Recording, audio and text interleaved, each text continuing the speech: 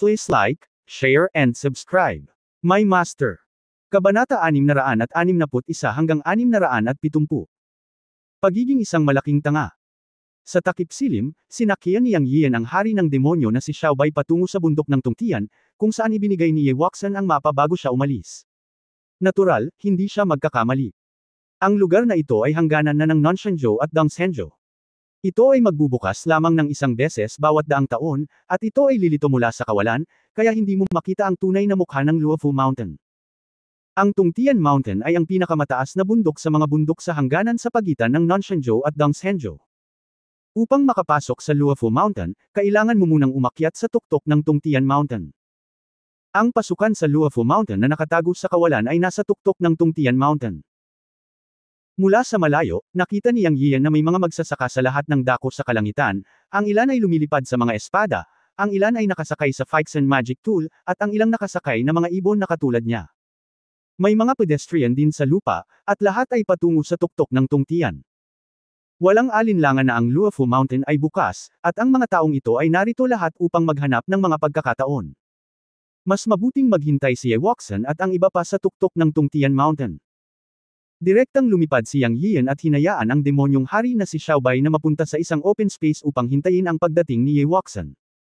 Ang buong tuktok ng Tungtian Mountain ay talagang napakalaki at ang lugar ay napakalawak. Sa isang sulyap, may patag na hangin na 4 o 5 kilometro, at ang mga tao ay dumarating at umaalis. Sa silangan ng tuktok ng bundok, lumitaw ang isang makulay na portal, na may diameter na mga 8 o 9 na talampakan, sa isang puyo ng tubig na bilog na patuloy na umiikot. Paminsan-minsan, may direktang papasok. Hindi na kailangang magtanong, alam mo na ang puyo ng tubig na ito ay dapat napasukan sa Luofu Mountain. Mayroong hindi bababa sa 1 o 2,000 tao sa buong tuktok ng bundok, nagtatayo ng mga kwadra, nagbebenta ng mga espiritual na gamot at kakaibang mga bato, nagbebenta ng mga kasangkapang mahika, at iba pa. Ito ay napakasigla, ito ay parang kusang pamilihan. Nagkaroon din ng iba't ibang mga sigaw sa aking mga tainga, isang kumpletong mapa ng panlabas na lugar ng Luofu Mountain, tingnan mo at kailangan lang ng 50 espiritong bato. Isang mapa ng panloob na lugar ng Luofu Mountain, na nagbebenta sa pagkawala ng 1,000 mga spirit stone, mga tunay na produkto sa isang makatwirang presyo, ang mapa ay nasa aking mobile phone, huwag palampasin ito. Halika, 3rd grade high-level True Chi Peel, mabilis na lagyang muli ang True Chi, ang huling bote ay mapapanalo ng pinakamataas na bidder. Sari-saring sigaw ang sunod-sunod, na nagbigay kay Yang Yian ng pakiramdam na nasa isang palengke ng gulay, ngunit parang pala kaibigan at down to earth. Walang mga paghihigpit sa mga pasukan at labasan, at walang nababantayan, na medyo maginhawa. Ang ilang mga tao ay sumakay sa kanilang mga bundok at direktang lumipad. 9 na buwan ang bukas ang Luofu, kaya medyo maluwag ang oras. Hindi ko lang alam kung gaano kalaki ang inner area. Isang sitwasyon, gusto ko talagang pumasok at tingnan. Gayunpaman, nakipag-appointment ako kay Ye Wuxian at sa iba pa para sabay na pumasok, kaya maghintay lang si Yang Yian. Anyway, malapit na ang oras. Si Yaning ay isang master ng Nascent Soul Realm, at ang bilis ng pagmamaneho ng lumilipad na bangka ay napakabilis din. Tinatayang kalahating oras lang sila makakarating. Dahil malaya siya, bibili si Yang Yian ng mapa ng Luofu Mountain para mas maunawaan ang sitwasyon sa loob. Gayunpaman, sa sandaling ito, ang portal ng Luofu ay biglang gumawa ng dumadagandong na tunog, at isang napakalakas na hininga ang nagmula rito. Pagkatapos ay nakita ni Yang Yian ang isang bilog na matabang lalaki na may singkit na mga mata na lumilipad palabas ng Luofu portal, tumingin sa paligid at nagsabi, mayroon bang mga daos na kaibigan sa Nascent Soul Realm na gustong sumama sa akin? Mula sa paghinga, nalaman ni Yang Yian na ang taong matabang ito ay hindi gaanong naiiba kay Yaning, at dapat ay nasa maagang yugto ng Nascent Soul Realm. Hindi nakakagulat na humingi siya ng master sa Nascent Soul Realm sa sandaling ibukan niya ang kanyang bibig. Gayunpaman, ayon kay Ye Wuxian, ang pinakamataas na antas ng mga cultivator sa buong Shanghai Realm ay ang Nascent Soul, at lalong madaling makamit ang Nascent Soul. Bagamat maraming tao sa tuktok ng Tungtian Shangji sa sandaling ito, karamihan sa kanila ay mga cultivator sa Foundation Building at Jindan Realms. Hindi madaling makahanap ng Nascent Soul. At ito ay isang pakikipagtulungan, iyon ay, upang makipagtulungan sa pakikipagsapalaran ng magkasama. Paano mapupunta ang isang taong hindi pamilyar dito? At saka, lahat ng master sa Nascent Soul Realm ay napaka-arrogant. Mag-isa silang pumunta. Paano sila makakasama ng iba? Siguro. Nang makitang walang tumugon, sinabi ng matabang lalaki, okay din ang Golden Dan Great Perfection. Ako ay nasa unang yugto ng Nascent Soul. Maaari ba nating hatiin ang ani sa kalahati? Sa lalong madaling panahon. Lumabas ang pangungusap na ito, maraming tao ang nagtawanan at nagbulungan, gago ba ang lalaking ito? Siya ay isang Nascent Soul Master, naghahanap ng Golden Dan Level Cultivator. Kahit na nakakuha siya ng kayamanan sa Luofu Mountain, pagdating sa paghahati, ang Golden Dan ba ay mas mahusay kaysa sa Nascent Soul? Tama na. Tama, posibleng mapatay siya. Ang sinumang pumunta ay tanga. Naisip din ito ni Yang Yiu matapos marinig ang mga pahayag na ito. Matapos tumawa, nagpasya siyang huwag pansinin at nagpatuloy sa paglalakad para bumili ng mapa na makikita.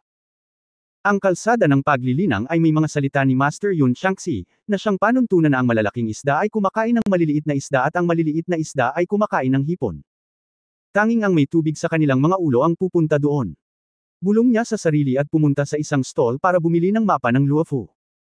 Gayunpaman, sa oras na ito, sinabi muli ng taong matabang, alam ko ang mga pahiwatig ng treasure hunting Martin kanina. Sa pagkakataong ito ay dali-dali akong lumabas para maghanap ng mga katulong para hulihin ang treasure hunting Martin. Ang halimaw ay nasugatan at nagtatago sa isang mapanganib na lugar. Kailangan ko lang maghanap ng isang tao na tutulong, at makukuha ko ito. Handa akong ibahagi sa kanya ang treasure hunting Martin. Ang oras ay walang naghihintay sa sinuman. Mayroon bang daos na kaibigan na susunod sa akin?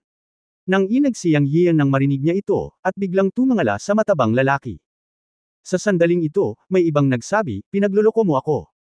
Mayroong hindi bababa sa 30 o 40 mga master ng Yuanying Realm na pumunta upang makuha ang treasure hunting Martin noong nakaraan. Paano natin hihintayin na mahanap niya ito? Tama, sa tingin ko ang taong ito ay sinungaling, sinusubukang akitin ang mga tao sa Luofu Mountain para pumatay ng mga tao at magnakaw ng mga kayamanan o magsanay ng masasamang kasanayan. Narinig ko na may mga tao sa Luofu Mountain na dalubhasa sa mahika para linlangan ang mga tao na magsanay ng masasamang kasanayan sa ilalim ng iba't ibang pangalan. Ang treasure hunting Martin ay talagang magandang dahilan para tuksuhin ang mga tao. May magandang plano ang taong ito. May conspiracy yata. Huwag magpaloko. Ang sinumang sumusunod sa kanya ay isang malaking tanga. Lahat ay nagsasalita sa mahinang boses, at itinuring nilang sinungaling ang taong grasa at sinabing hindi sila maloloko. Mukhang balisa ang taong grasa, parang alam niya talaga ang mga pahiwatig ng treasure hunting Martin. Kung siya ay huli na, ang treasure hunting Martin ay tatakas o mahuhuli ng iba. Hindi siya nagalit sa mga usapan ng mga taong iyon. Bumantong hininga siya at tumalikod para pumasok sa pinto. Mukhang mag-isa siyang pumunta doon. Ngunit si Yang Yian ay nababalisa. Totoo man o hindi ang sinabi ng matabang lalaki, natarante siya nang malaman niya ang kinaroroonan ni Daor. Siya. Walang pakialam sa paghihintay na dumating si Ye Wuxian at ang iba pa. Inutusan niya ang demonyong hari na si Xiaobai na direktang habulin ang taong matabang sa maagang yugto ng Nascent Soul. Ayaw niyang magbigay ng anumang mga pahiwatig tungkol kay Daor. Paano kung totoo nga? Kung totoo man, ayon sa taong grasa, si Daor ay nasugatan sa oras na ito, na lalong nag-alala sa kanya, kaya ang malaking tanga na si Yang Yian ay kailangang umalis. Siya. Mapait na ngumiti sa kanyang puso. Ungol na lang niya kung sinong tulala para maniwala sa taong grasa, pero ngayon ay parang ang tanga niya. Gayunpaman, kung siya ay isang malaking tanga o isang tanga, kailangan niyang hanapin si Daor at piniling maniwala na totoo ang sinabi ng taong grasa. Naisip niya. Na malalaman niya matapos siyang habulin at tanungin. Sa kabilang banda, naisip ni Yang Yiu na kahit na ang matabang lalaking ito ay gumagawa ng mga kasinungalingan upang linlangan ang mga tao, at ito ay talagang isang pagsasabwatan upang pumatay ng mga tao at magnakaw ng mga kayamanan o upang linlangan ang mga tao sa pagsasanay ng masasamang kasanayan tulad ng sinabi ng mga taong iyon, hindi siya matatakot. Dahil mayroon ding demonyong haring si Xiaobai sa kanyang tabi, at ang kanyang lakas ay nasa maagang yugto din ng Nascent Soul, at ang kanyang lakas ay hindi magiging mas masahol pa kaysa sa mga magsasaka ng parehong kaharian. Ito ang dahilan kung bakit siya naglakas loob na makipagsapalaran. Siyempre, ngayon ang lahat ay posible, at maraming mga variable. Si Yang Yiu mismo ay hindi sigurado kung ang treasure hunting Martin na lumitaw sa Luofu Mountain ay ang sarili niyang Martin Xiangxiang. Paano kung may pangalawang Martin sa mundo ng bundok at dagat? Nang may kaba, si Yang Yiu at ang demonyong haring si Xiaobai ay sumugod sa tarangkahan ng Luofu Mountain. Sa susunod na sandali, lumitaw sila sa ibang mundo. Paglabas nila, may isang malaking kanyan, na walang mga puno o halaman, at ito ay tiwangwang. Walang araw o buwan sa itaas ng abot tanaw, at ito ay kulay abo, na parang walang pagkakaiba sa pagitan ng araw at gabi dito. Ito ay maaaring makumpirma na ito ay talagang ibang mundo. Ang taong grasa ay lumipad na ng daan-daang metro palayo. Walang pakialam si Yang Yian sa paligid at sumigaw, dawist sa harap, dahan-dahan, as. Nagsalita siya, hinayaan niyang lumipad ang demonyong haring si Xiaobai, at huminto rin ang taong matabang at tumingin pabalik kay Yang Yian. Dawist, hinahanap mo ba ako na makakasama ko? Tanong ng matabang lalaki na baka sa mukha ang saya. Kinusot niya ang kanyang mga mata at tumingin sa demonyong hari na si Xiaobai. Ito pala ay isang pang-apat na antas ng demonyong ibon na maihahambing sa nascent soul. Agad siyang tuwang-tuwa. Tama na yan. Bagamat medyo mababa ang aking paglilinang, ang aking demonyong ibon ay may kukumpara sa lakas ng maagang nascent soul. Iniisip ko kung ano ang iniisip ng dawist. Tinitigan ni Yang Yian ang matabang lalaki at nagtanong. Tama, ito ang gusto ko. Dawist, mayroon kang kakaibang pananaw. Ikaw ay kikita ng isang kapalaran sa pamamagitan ng pakikipagsosyo sa akin. Huwag kang mag-alala, kakainin kita ng karne at hinding-hindi kita hahayaang uminom ng sopas. Siguradong mahuhuli natin ang treasure hunting Martin kung tayo ay magtutulungan. Then we will make a fortune, wow haha, hindi napigil ang matawa ng matabang lalaki sa dulo ng kanyang sinabi. Ang kanyang mga mata ay naging isang hiwa, kaya hindi maobserbahan ni Yang Yian mula sa kanyang mga mata. Huwag na nating pag-usapan kung yumaman ba tayo o hindi, at isantabi natin kung makikipagtulungan tayo o hindi. May gusto lang akong itanong sa iyo, nakita mo na ba ang treasure hunting Martin na iyon? Matapos itanong ang tanong na ito, tiningnan ni Yang Yiyo ang matabang lalaki, naghihintay ng kanyang sagot. Kabanata 662, Pagdama ng Pag-iral. Umirap ang matabang lalaki at sinabing, syempre nakita ko na ng sarili kong mga mata. Totoo ang sinabi ko sa labas ng portal, hindi kasinungalingan. Ang Martin ay malubhang nasugatan ng ilang mga master sa gitnang yugto ng nascent soul, ngunit nagawa pa rin itong makatakas. Kung wala akong lihim na paraan para masubaybayan ang espiritong hayop, hindi ko talaga ito mahahanap. Ngayon ang Martin ay nagtatago sa isang mapanganib na lugar sa panloob na tanawin ng Luofu. Ako lang ang nakakaalam ng lugar na iyon. Kuya, tama kang sumunod sa akin. Kapag nahuli natin ang Martin, kikita tayo ng kapalaran. Puno ng bituin ang mga mata ng taong grasa nang sabihin niya ang huling pangungusap, at mukha siyang mangungulit ng pera. Hindi masabi ni Yang Yiyo kung totoo o mali ang kanyang mga sinabi. Ngunit ngayon ay maaari na siyang magtanong tungkol sa hitsura ng Martin, at nakikilala pa rin niya ang hitsura ng kanyang sariling Martin. Ang kaluluwa ng magsasaka sa antas ng nascent soul ay makapangyarihan, at isang maliit na problema ang maglagay ng imahe. Hanggat ang taong grasa ay nakakita ng Martin, maaari niyang gamitin ang kapangyarihan ng kaluluwa upang maglagay ng imahe. Nang hindi nagbabago ang kanyang ekspresyon, sinabi niya sa matabang lalaki, Kamang Dawist, maaari mo bang ipakita sa akin ang imahe ng kaluluwa ng isang treasure hunting Martin? Natigilan ang matabang lalaki at sinabing, hindi ka pa rin naniniwala sa akin, tama. Okay, sige, ipapakita ko sa iyo para hindi mo isipin na nagsisinungaling ako. Pagkasabi noon ay winigiwe ng matabang lalaki ang kanyang kamay, at biglang may kumislap na ilaw sa kanyang harapan, na sinundan ng pabilog na salamin, at nagsimulang maging malinaw ang larawan. Nang makita ni Yang Yiyo ang imahe, nagulat siya. Mapapatunayan niya sa unang tingin na ito nga ang sarili niyang Martin na si Xiangxiang. Ang Martin sa imahe ay natatakpan ng dugo, at ang kanyang buhok ay pinagsama-sama. Tumakbo siya ng ligaw sa mga bundok at kagubatan. Sa likod ng Martin, may ilang mga figure na humahabol sa kanya, umaatake sa kanya paminsan-minsan. Ang mga pag-atake ng mga taong iyon ay paminsan-minsan ay bumabagsak sa Martin, na nagpapangiti sa kanya, ngunit ang Martin ay tumakas pa rin. Nawala ang larawan nang makita ito, ngunit ang mga mata ni Yang Yiyo ay pula, ang kanyang mga kamay ay nakakuyom, at ang kanyang puso ay kumikibot. Sa larawan, malalim niyang naitala ang mga mukha ng ilang tao sa kanyang isipan, at ang kanyang buong katawan ay puno ng hangarin na pumatay. Si Daoer Xiangxiang ay hindi mapapalitan sa puso ni Yang Yian. Siya ay kasama niya mula noong nagsimula siyang magsanay ng Qigong, na nagdulot sa kanya ng tawa at kagalakan, at iniligtas ang kanyang buhay. Ang kanyang cute at kaibig-ibig na hitsura ay ginagawang gusto siya ng kanyang kapatid na siyang Shanshan at ng lahat. Sa puso ni Yang Yian, si Daoer ay hindi kailanman itinuturing na isang alagang hayop, ngunit isang mahalagang miyembro ng pamilya. Kahit nasa Lotus Altar sa lihim na lugar ng Qiangbei, itinaya pa rin ni Daoer ang kanyang buhay para iligtas siya, at paano naman siya. Si Daoer ay hindi pa nahahanap, at ngayon ay pinapanood niya si Daoer na hinahabol. Sa sandaling ito, dumudugo ang puso ni Yang Yian. Kung kaya niya, papatayin niya ang mga tumutugis kay Daor kahit kailangan niyang ipagsapalaran ang kanyang buhay. Ang kanyang hindi maiwasang manginig ang buong katawan. Tumingin sa bibig ang taong grasa at sinabing, nakita mo, hindi ako nagsinungaling sa iyo, di ba? Ang mga eksenang ito ay nakikita ng sarili kong mga mata. Ngayon dapat maniwala ka sa akin, tama ba? Well, naniniwala ako, sagot ni Yang Yian sa mahinang boses. Alam din niya na ang imahe ng kaluluwa ay ang conversion ng memorya ng larawan, na hindi maaaring pekeng, kaya hindi nagsinungaling ang taong grasa. Buti naman naniwala ka. Hoy, kuya, hindi ka maganda. Anong mali? Ang matabang lalaki na natauhan nito kalaunan ay napansin na ang mukha ni Yang Yiyo ay napakapangit at nagtanong. Ayos lang. Maaaring hindi ako sanay dahil first time ko sa Luofu Mountain. Nga pala, nasaan na si Daeor?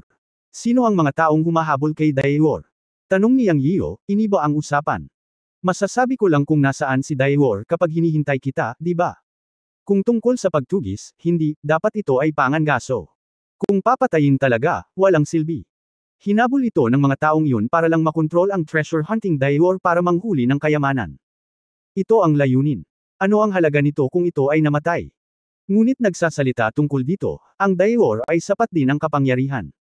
Usap-usapan na ito ay nag-evolve matapos lunukan ang 1,000 taong gulang na elixir noong nakaraan.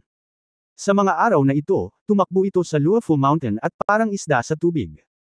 Ang Luofu Mountain ay ang dojo ng mga sinaunang makapangyarihang tao.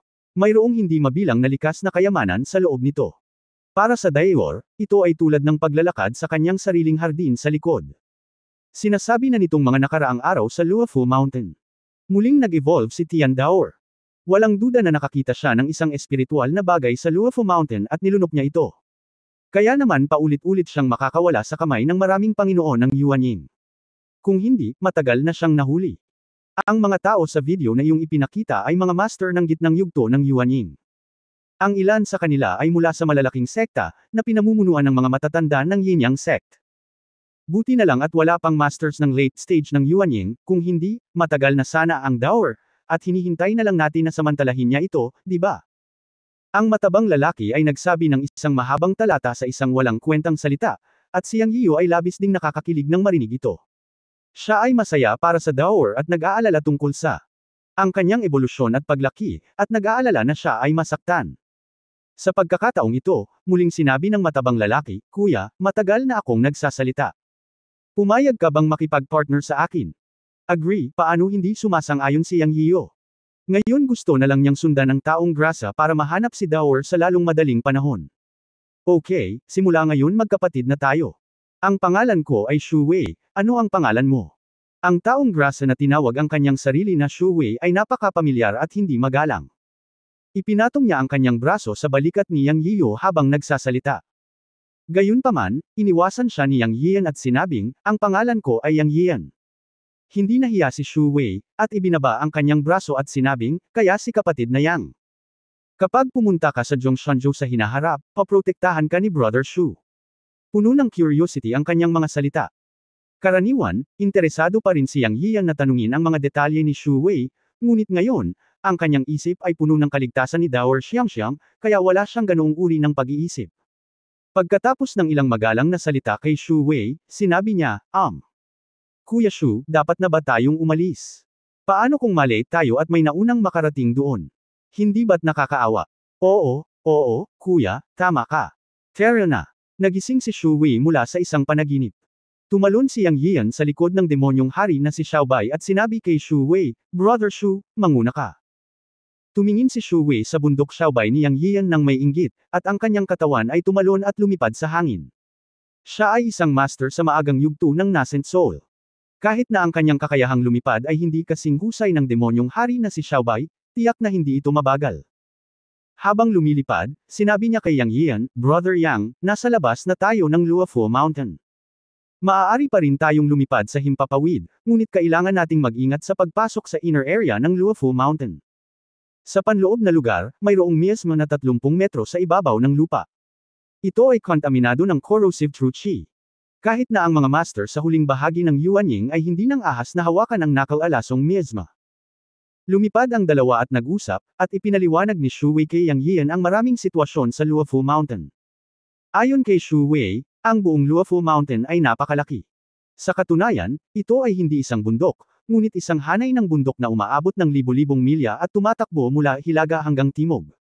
Ang katimugang seksyon ay 5,000 milya sa panlabas na lugar, at ang hilagang seksyon ay 5,000 milya sa panloob na lugar. Ang lapad ay hindi tiyak.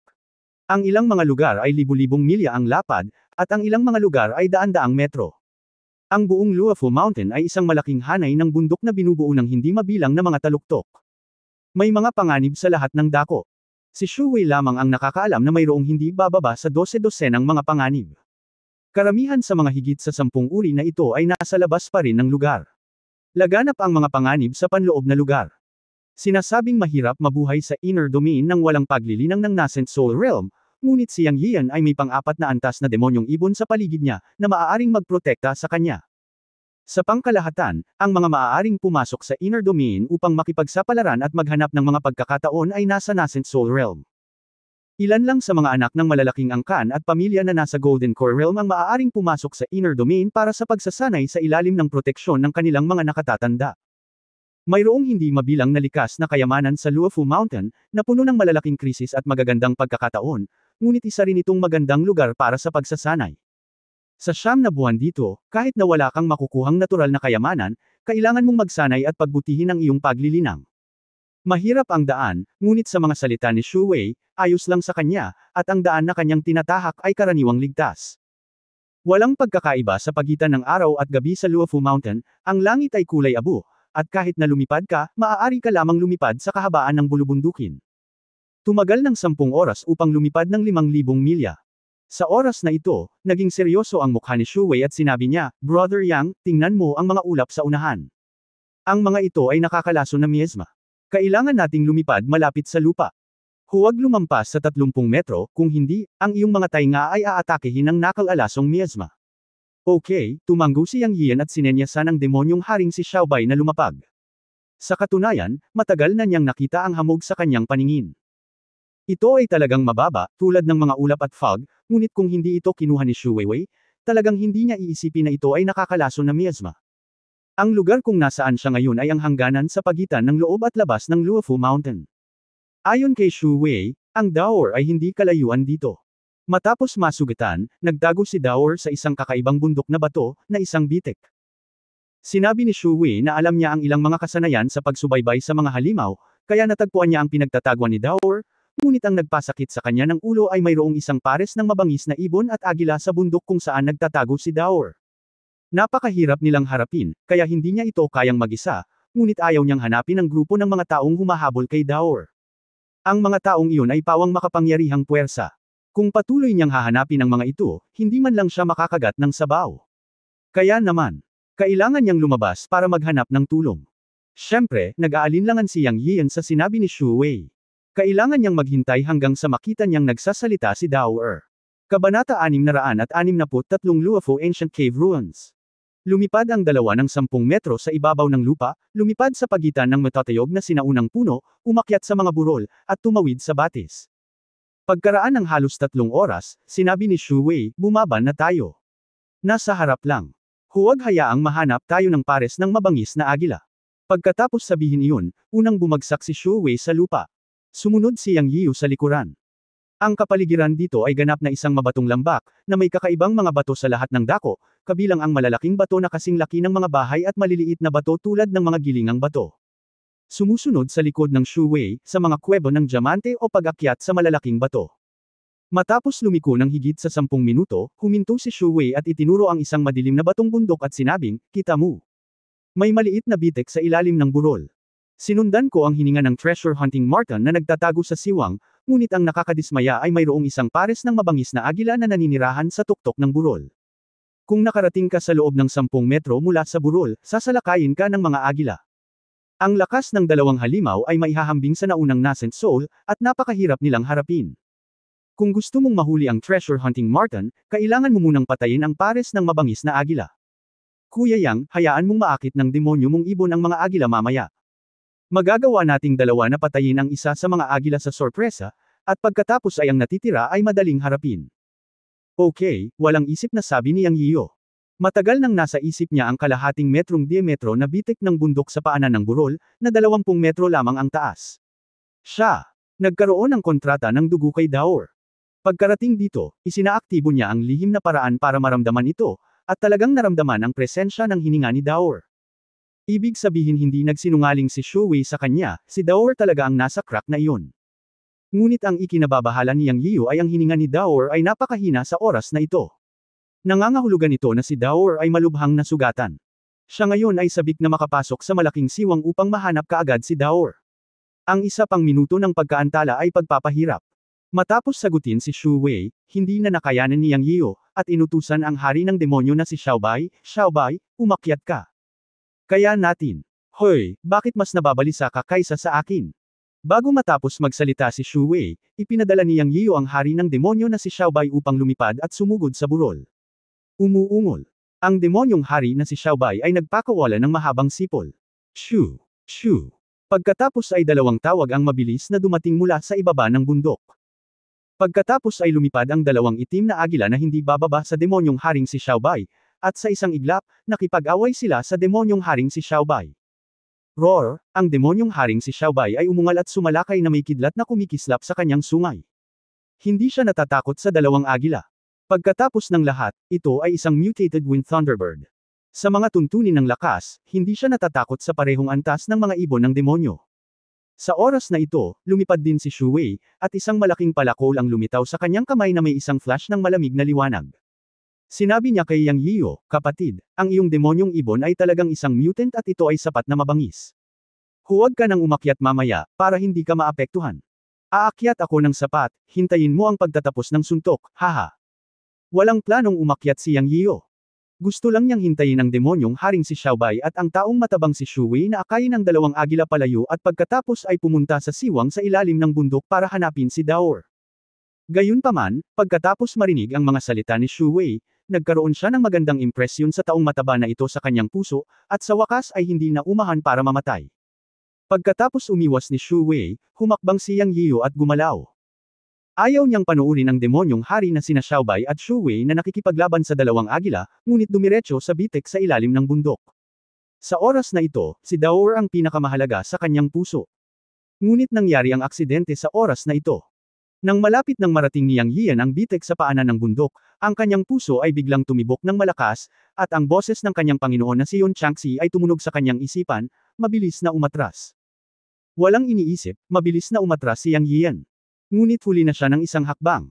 Habang siya ay umaatras, isang malakas na daloy ng hangin ng kidlat ang tumama at dumiretso sa pintuan.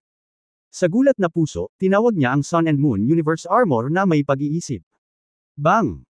Sa sandaling ito, ang kanyang dibdib ay natama na parang mabigat na martilyo, at naramdaman ni Yang Yian na kumukulo ang dugo sa kanyang katawan, at isang subo ng dugo ang bumulwak sa lugar. Puff! Ang kanyang katawan ay lumipad paatras ng mahigit 10 metro at tumama sa isang malaking bato ng malakas. Boom! Bitik!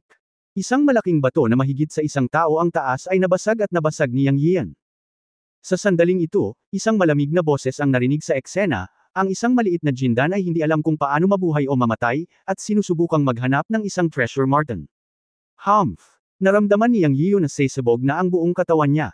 Nakahiga siya sa lupa at hindi na makabangon. Sa kanyang paningin ay isang matandang lalaki na may kanal ang ilong at may berdeng balabal na malamig na nakatingin sa kanya saka tumalikod at kumaway sa haligi sa paanan ng burol. Boom! Matapos ang malakas na ingay, nabasag ang isang malaking bato sa bitek, at sa sumunod na sandali ay sumulpot ang matanda sa bitik at nawala. Guro. Isang master na nalampasan ang unang yugto ng Yuanying. Ito ang unang reaksyon ni Yang Yiu. Ang kabilang partido ay walang kahihiyan at inatake ng sorpresa, at sa kanyang mataas na paglilinang, wala siyang oras upang umiwas, at nasugatan sa isang suntok. Pakiramdam niya ay wala siyang lakas para lumaban.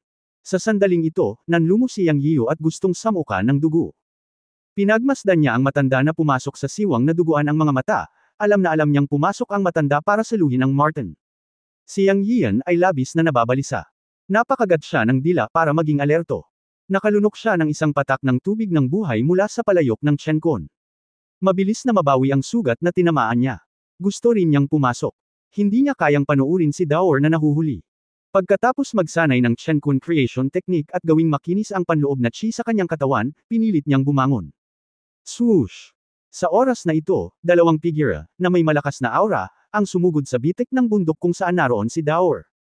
Walang alinlangan na ang huling dalawang tao na sumugod ay may parehong aura tulad ng matandang nakaberde na umatake sa kanya noon, at sila ay nasa parehong cultivation. Nang makita ang eksenang ito, nanlamig si Yang Yian sa kanyang puso. Puff! Mahirap makipagsabayan sa tatlo. Desperado na talaga siya. Muli siyang samuka ng dugo sa sobrang galit. Umuungol. Punta ka sa impyerno. Sherp. Sa oras na ito, umalangaw ang mga dagandong ng demonyong hari na si Xiaobai at Shu Wei. Sumulyap si Yang Yian at nakitang direktang tinusok ng demonyong haring si Xiaobai ang ulo ng isang malaking agila na may sungay sa ulo nito. Ang palakol sa kamay ni Shu Wei ay puno ng espiritual na enerhiya, at pinutol niya ang isa pang agila gamit ang isang palakol. Sa puntong ito, napatay ang dalawang agila. Pagkatapos, si Shu Wei at ang demonyong hari na si Xiaobai ay dumating kay Yang Yiyo. Master, kumusta ka na? Ang demonyong haring si Xiaobai ay nag-alala at sinisi ang kanyang sarili. Okay lang ako, sagot ni Yang Yi gamit ang kanyang mental power. Sinabi ni Shu Wei na may malungkot na mukha sa oras na ito, Kuya, gumawa kami ng damit pangkasal para sa iba.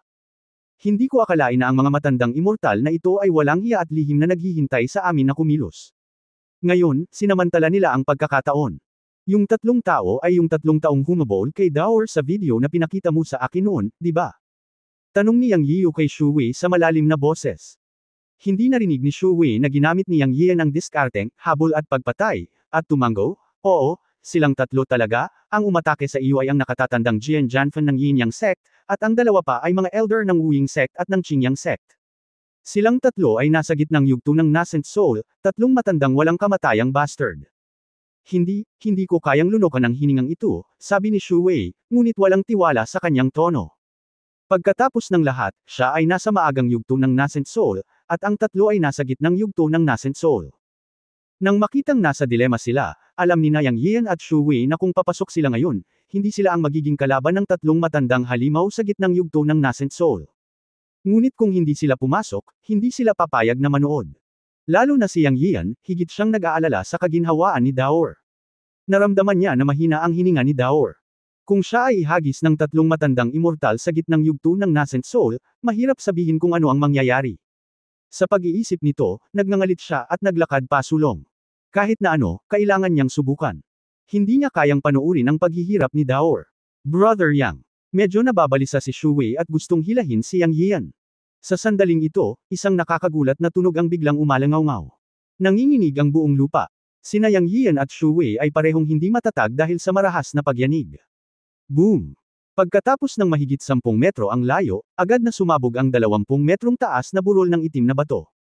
Isang malakas na invisible airwave ang pinakawalan. Ang buong burol ng itim na bato ay nabasag sa mga mata ni Yang Yian at Shu Wei. Tatlong hiyawan ang nagmula sa loob. Whoosh whoosh whoosh. Ang tatlong matandang immortal na nakapasok sa bitik ng burol noon ay pinabuga ng alon ng hangin at nahulog sa tatlong lugar. Sina Yang Yian at Shu Wei ay tumingin sa tatlong matandang immortal na may gusot na buhok, nagulat na mga mukha, at may dugo sa mga sulok ng kanilang mga bibig. Malinaw, sila ay nagdusa ng malubhang pinsala. Ang burol ng itim na bato sa paningin ay ganap na naging pulbos at nawala, ngunit isang malaking butas na may diameter na higit sa 10 metro ang lumitaw sa lugar nito. Parang napakalalim. Isang gatas na puting liwanag ang bumangon mula sa butas at sumugod sa kalangitan. Ito, isang kakaibang phenomenon sa mundo. Hindi kaya ito ang mga guho ng Luofu Ancient Cave? Sabi ni Shu Wei sa sarili. Kahit na hindi maintindihan ni Yang Yiu kung ano ang mga guho ng Luofu Ancient Cave, nahulaan niya na hindi ito isang simpleng lugar. Ito dapat ang sinaunang bahay ng kuweba ng Luofu Mountain, o ilang uri ng Jedi. Ang Gion Cloud Airflow na pumailan lang sa kalangitan ay mukhang hindi pangkaraniwan. Parang may nabuong hininga. Kabanata 664, iniingatan ko ang paghihiganting ito sa aking puso. Ang tatlong middle stage Nascent Soul Immortals ay tinamaan ng husto ng hindi kilalang puwersa. Lahat sila ay nasa isang estado ng kahihiyan. Nakasindak silang tumingin sa haligi ng liwanag na tumataas mula sa hukay. Anyway, masaya sina Yang Yiu at Shu Wei na makita ito. Ito ay isang hadlang, at hindi ito mukhang isang simpleng hadlang. Hindi katakataka na ang tatlong matandang lalaki ay sumabog. Ngayon gamaan ang pakiramdam ko. Kung hindi natin makukuha ang treasure hunting Martin, hindi rin nila makukuha. Hahaha. Bamulong si Shu Wei sa isang nagngangalit na boses. Harang. Natigilan sandali si Yang Yiu. Hindi sa hindi pa niya nakikita ang kapangyarihan ng mga hadlang, ngunit talagang hindi niya napagtanto na ang liwanag na tumataas mula sa hukay ay ang kapangyarihan ng mga hadlang. Oo, ito ang kapangyarihan ng hadlang. Kung hindi ako nagkakamali, ang ganitong uri ng kapangyarihan ng hadlang ay dapat na ang maalamat na espasyo ng tiyangang Disha Realm. Sa pamamagitan ng pagbuo, ang Disha ay naaakit na tumutugma sa tiyangang upang bumuo ng isang malakas na hadlang. Ang ganitong uri ng formation barrier ay umiiral lamang sa mga alamat at matagal nang nawala. Hindi ko talaga inaasahan na lalabas ito dito. Ang maalamat na Luofu Mountain ay isang kuweba paraiso na natitira mula sa sinaunang panahon. Ito ay isang pangunahing sinaunang lupain. Mayroong hindi mabilang na mga palasyo sa ilalim ng lupa na nakatago sa loob nito, ngunit walang duda na ang lugar na binabantayan ng naturang formation barrier ay dapat na isang mahalagang lugar. Ang treasure hunting Marten ay natural na sensitibo sa mga makalangit na materyales at makalupang kayamanan.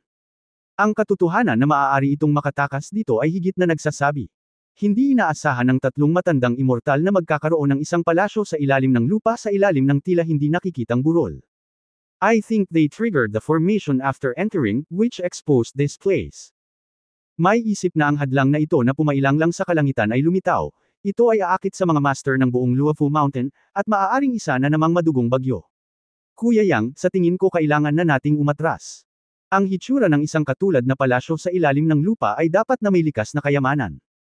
Gayunpaman, sa harap ng mga interes, madalas itong nagbabadya ng pagpatay. Ang pinakamahusay na paraan upang linangin ang tao ay ang paghahanap ng magandang kapalaran at pag-iwas sa panganib. Hindi namin kayang makialam sa usapin ng treasure hunting, at hindi kami maaaring makialam sa lugar na ito, na malamang na maging isang mahalagang palasyo sa ilalim ng lupa sa Luofu Mountain. Maaari itong magdulot ng problema sa ating sarili. Mas mabuting tumakas. Kuya, dadalhin kita para subukan ang swerte mo sa ibang lugar.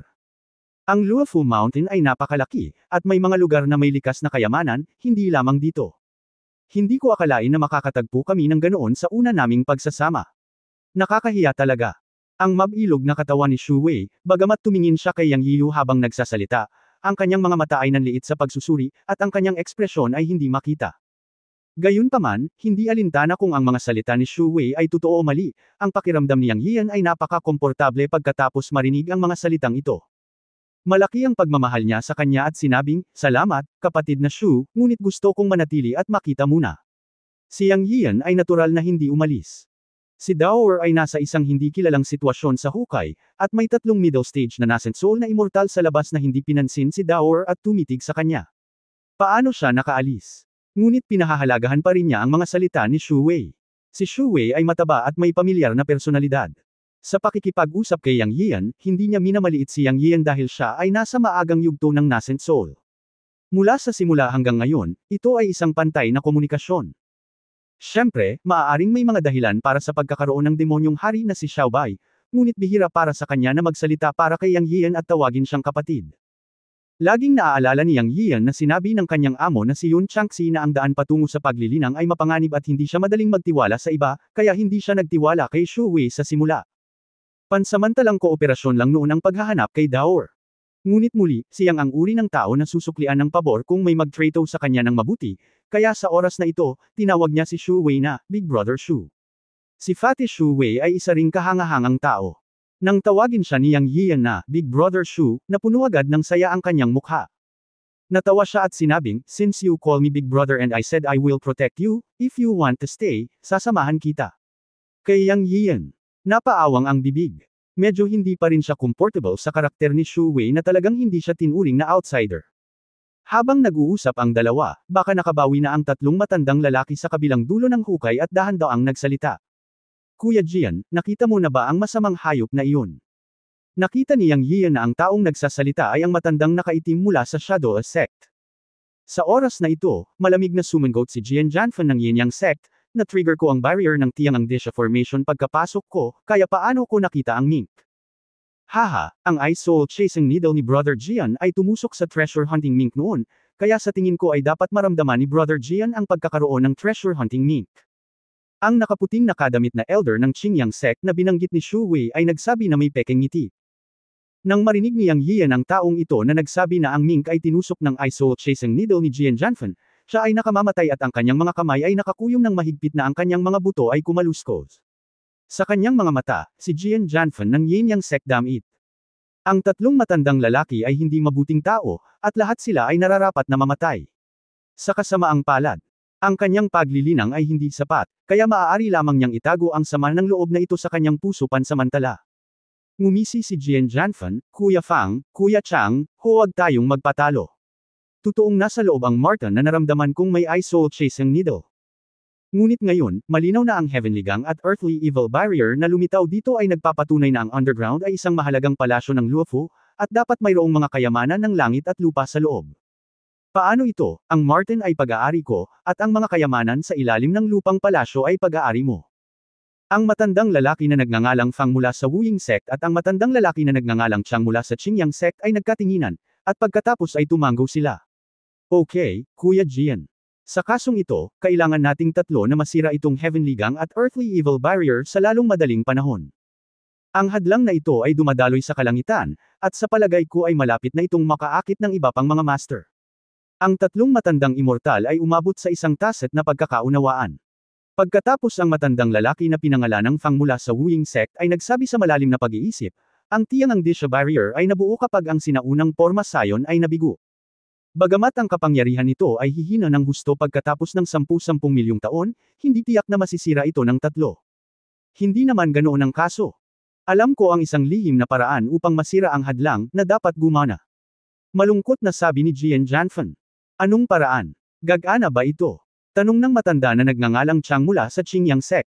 Ang paraan ng paghahain ng dugo, malalaman natin kung gumagana ito pagkatapos subukan. Sa sandaling ito, ginalaw ni Jian Janfen ang kanyang katawan pagkatapos sabihin ito at nawala kaagad. Tumindig ang balahibo ni Yang Yiyo. Naramdaman niya ang isang malakas na espiritual na pagbabago sa kanyang harapan, at nang hindi nag-iisip, iniwagayway niya ang dragon slaying sword sa kanyang kamay. You dare, sigaw ni Shu Wei, at sinuntok din si Yang Yiyo sa harap niya. Roar, ang kidlat ay kumislap mula sa sungay sa ulo ng demonyong hari. Hindi inaasahan ni Yang Yiyo at Shu Wei na magiging napakawalan Jia ni Jian Janfen. Ang pag-aalay ng dugo na binanggit niya ay mag-aalay siya ng dugo para masira ang tiyangang Disha Barrier. Inatake siya nito nang walang anumang babala. Boom! Ang espada ni Yang Yiyo, ang suntok ni Shu Wei, at ang natural na kidlat ng demonyong haring Xiaobai ay sabay-sabay na umatake kay Yang Yiyo. Biglang nagkaroon ng mahinang tunog. Isang malaking alon ng hangin ang gumulong, at si Yang Yiyo ay umatras ng ilang hakbang. Namutla ang mukha ni Shu Wei. Ang demonyong haring si Xiaobai ay umungal. Ang tatlo sa kanila ay hindi nakakuha ng anumang kalamangan sa kanilang magkasanib na pag-atake. Sa sandaling ito, ang hangin sa harap ni Yang Yian ay umaalon at umiikot, at lumitaw ang figure ng matandang immortal na si Jian Janfen ng Yin Yang sect. Pagkatapos ay tumingin siya kina Yang Yian at Shu Wei at mapanlate na sinabi, ang isa ay nasa gitnang yugto ng Golden Core, at ang isa ay pang-apat na antas na halimaw na maihahambing sa unang yugto ng Nascent Soul. Huminto si Jian Janfen at tumingin kay Shu Wei at sinabing, isang maagang yugto ng Nascent Soul. Ano? Gusto mo pa bang lumaban? Lahat kaming tatlo ay nasa gitnang yugto ng Nascent Soul. Parang may maliit lang na pagkakaiba sa antas, ngunit hindi mo naiintindihan ang malaking pagkakaiba sa mga antas. Bigyan ng paraan ang batang Jinda na iyon, at pumunta sa hadlang upang magsakripisyo ng dugo ng mag-isa. Hahayaan namin ang halimaw at ikaw ay umalis, kung hindi, kaming tatlo ang gagawa nito at mag-alay ng dugo sa inyong lahat. Tinitigan ni Jian Janfen si Shu Wei at sinabing masama. Old thing, galing ako sa Shu family ng Zhongshanzhou. Subukan mong gumalaw. Huwag isipin na hindi ko kayo kilala na tatlong bastard, Jian Janfen ng Yin Yang sect, Fang Dea ng Shadow sect, at Chang Bazai ng Qingyang sect. Kung mawalan ako ng buhok, kayong tatlong matandang immortal ay maghihintay sa aking ninuno na tanggalin ang balat at bunutin ang mga litid.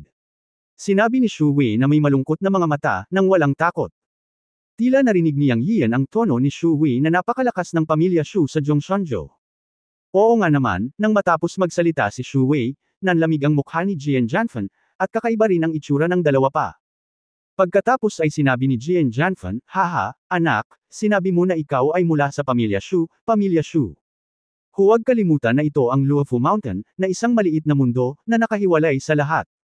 Naunawaan ni Yang Yian ang ibig sabihin ng matandang ito. Sa Luofu Mountain, kahit napatayin nila si Shu Wei, hindi sila makakakuha ng anumang impormasyon. Sino sa pamilya Shu ang makakaalam na pinatay nila si Shu Wei? Puno ng pananakot ang mga salita. Ang pangungusap na ito ay nagpalamig din kay Shu Wei. Bagamat siya ay nasa maagang yugto ng nascent soul, hindi siya magkakaroon ng anumang pagkakataong manalo laban sa tatlong middle stage na nascent soul na matatandang immortal. Sa oras na ito, siya ay nasa isang dilema. Si Jian Janfen ay halatang ayaw makipagtalo sa kanya. Ang pangunahing layunin ay Yang Yian. Sa oras na ito, hindi niya alam kung may pakialam ba siya kay Yang Yian. Kung nagmamalasakit siya, wala siyang lakas upang labanan ang tatlong matandang immortal, ngunit kung wala siyang pakialam, palagi siyang hindi komportable. Ngunit ang sitwasyon ay mas malakas kaysa sa mga tao. Sa wakas ay tumahimik si Shu Wei. Chapter 665, Human Face Breaks the Barrier. Si Yang Yian ay hindi baguhan sa martial arts world. Nang makitang tahimik si Shu Wei, bagamat siya ay nabigo, naunawaan din niya na sa harap ng tatlong mid-stage na nascent soul masters, kahit na sinubukan ni Shu Wei ang kanyang makakaya at ang demonyong haring si Xiao Bai, wala itong silbi. Ito. Buti na lang na magagamit ni Shu Wei ang kanyang pamilya para supilan si Jian Janfen, at least nagpakita ito na handa siyang protektahan ang kanyang sarili. Matapos itong pag-isipang mabuti, hindi siya sinisisi ni Yang Yian. Mula sa ibang pananaw, alam ni Yang Yian na siya ay isang mid-stage na Jindan cultivator lamang ngayon, at hindi sulit na makipagsapalaran si Shu Wei, na isang maagang yugto ng nascent soul cultivator. At saka, wala pang isang araw lang silang magkakilala, at walang dahilan o pangangailangan para makipag-away siya sa tatlong mid-stage nascent soul old guys para sa kanya. Napakalinaw ng kahulugan ni Jian Janfen. Ayaw niyang makipag-away kay Shu Wei o sa pamilya Shu. Gusto lang niyang magsakripisyo ng dugo ang isang maliit na magsasaka ng Jindan na katulad niya para masira ang hadlang. Ito ay talagang malupit. Sa mundo ng paglilinang, ang mahihina ay langgam, at sila ay kumpi ng kanya na madaling mapupuksa ng malalakas. Napabuntong hininga si Yang Yian sa kanyang puso. Alalahanin ang eksenang ito ngayon, at matutong maging mas mahigpit sa hinaharap. Kung wala kang lakas, langgam ka lang sa mata ng kalaban, at wala kang halaga sa mata ng iyong mga kaibigan. Normal lang sa taong grasa na ito na pumili ng katahimikan. Kunin ang eksenang ito ngayon bilang udyok sa iyong hinaharap na paglilinang. Ang mundo ng mga magsasaka ay palaging pinamumunuan ng alituntuning iginagalang ang malalakas. Ang boses ni Master Yun Changxi ay tumunog sa isipan ni Yang Yio. Hindi tulad ng nakaraan, sa pagkakataong ito ay hindi nagmura ang amo, napakakalma ng kanyang boses. Mapait na ngumiti si Yang Yio at sinabi sa kanyang puso, ang aral ng matanda ngayon ay napakalinaw, natatakot akong hindi ko ito makakalimutan. Not bad, kalmado ka sa harap ng tatlong master, lumaki ka na, sabi ulit ni Yun Changxi. Ano ang magagawa ko kung hindi ako mahinahon? Natatakot ba ako na palayain nila ako kung humingi ako ng awa? Bukod dito, ang mga kuneho ay hindi nangangagat kapag hindi sila nababalisa, at ako ay walang mga kwalifikasyon upang lumaban hanggang kamatayan. Sa pagtatapos ng mga salita, ang puso ni Yang Yio ay napuno ng walang hanggan na pakikipaglaban at pagpatay na layunin. Kahit na siya ay namatay, siya ay kakagat ng isang piraso ng laman mula sa kaaway. Hahaha, ang malakas na tawa ni Yun Changxi ay umalangaw sa isip ni Yang Yio, at pagkatapos ay sinabi niya, well, karapat-dapat kang maging disipulo ko, Yun Changxi. Mayroon ka pa ring gulugod sa mga desperadong sitwasyon. Panatilihin ang kaisipang ito, at ang counterattack sa mga desperadong sitwasyon sa kalsada ng paglilinang ay kadalasang hindi inaasahan. Ngunit sa iyong Panginoon dito, hindi mo kailangang lumaban ng husto. Sa iyong mga mata, silang tatlo ay mga master ng gitnang yugto ng nascent soul. Sa kabaligtaran, sa mata ng iyong Panginoon, silang tatlo na nakatali ay hindi man lang langgam. Hindi ba nila hiniling na mag-alay ng dugo sa hadlang? Magpapanggap ka lang, haha, natatawang sabi ni Yun Changxi. Matagal na hindi nakaimik si Yang Yio, wala ako sa mood makipagbiruan sa iyo, matanda. Si Daoer ay nasa loob pa rin at hindi ko alam kung siya ay buhay o patay na. Relax, little brat. Hiniling sa iyo ng master na tamaan ang harang dahil lang sa alam niyang nasa malaking hukay ang iyong Daoer. Nakalimutan mo na ba ang mukha ng tao na espiritong insekto? Nakangiting sabi ni Yun Changxi. Mga bog. Natigilan si Yang Yian at biglang naintindihan ang ibig sabihin ng kanyang amo. Ang mga bug ay talagang immune sa mahika, at maaari pang lumagpas sa hadlang. Talagang posible na hayaan ang mga bug na masira ang hadlang. Pagkatapos ay maaari siyang sumugod sa hukay upang iligtas si Daoer.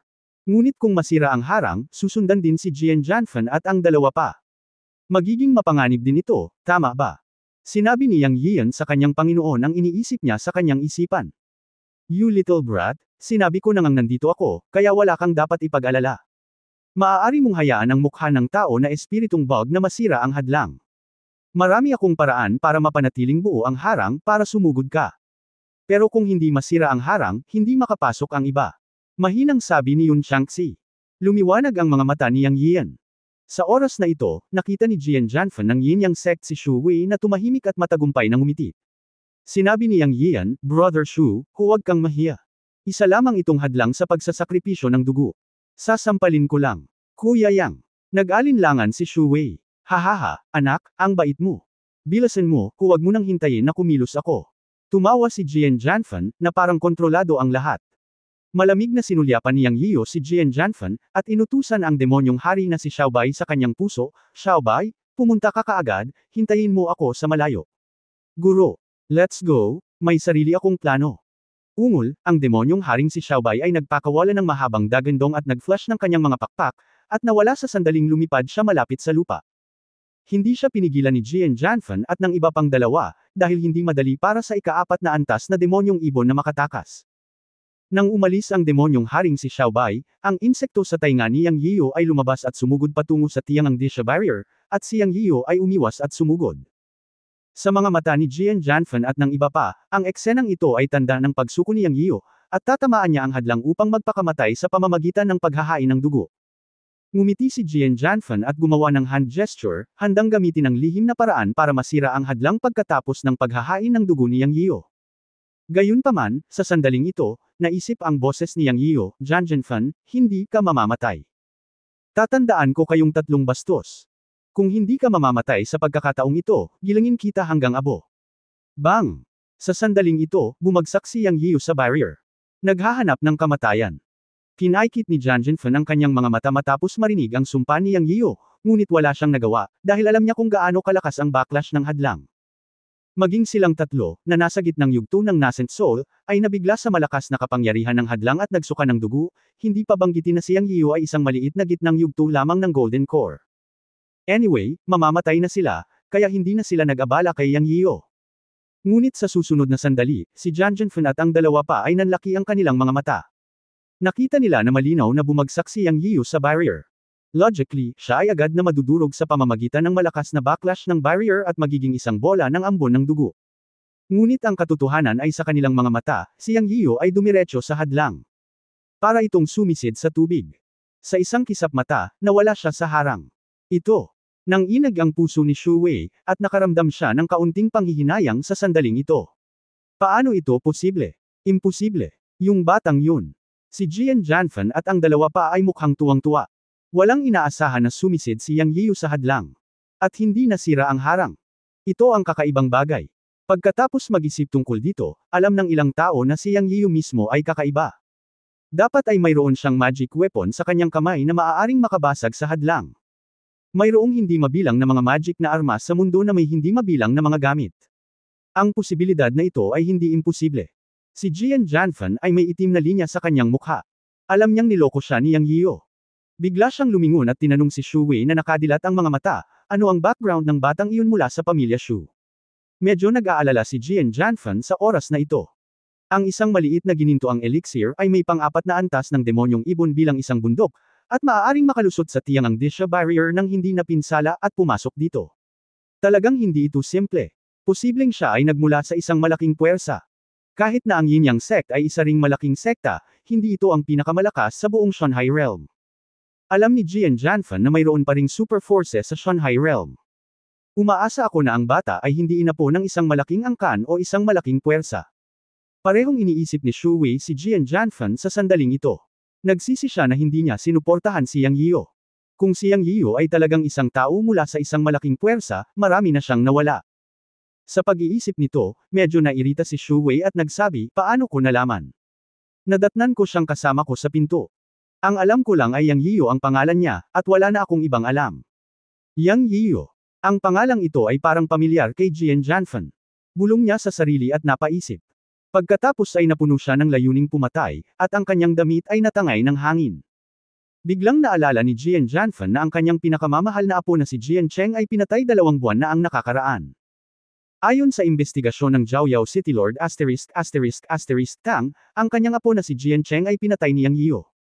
Sa oras na iyon, nagpadala siya ng mga tao para imbestigahan at patayin siya, ngunit kalaunan ay narinig ni Yang Yiyo ***** sinabi ni Tang na nakipagsabuatan siya sa angkan ng demonyo at maaaring pumunta sa Great Wilderness.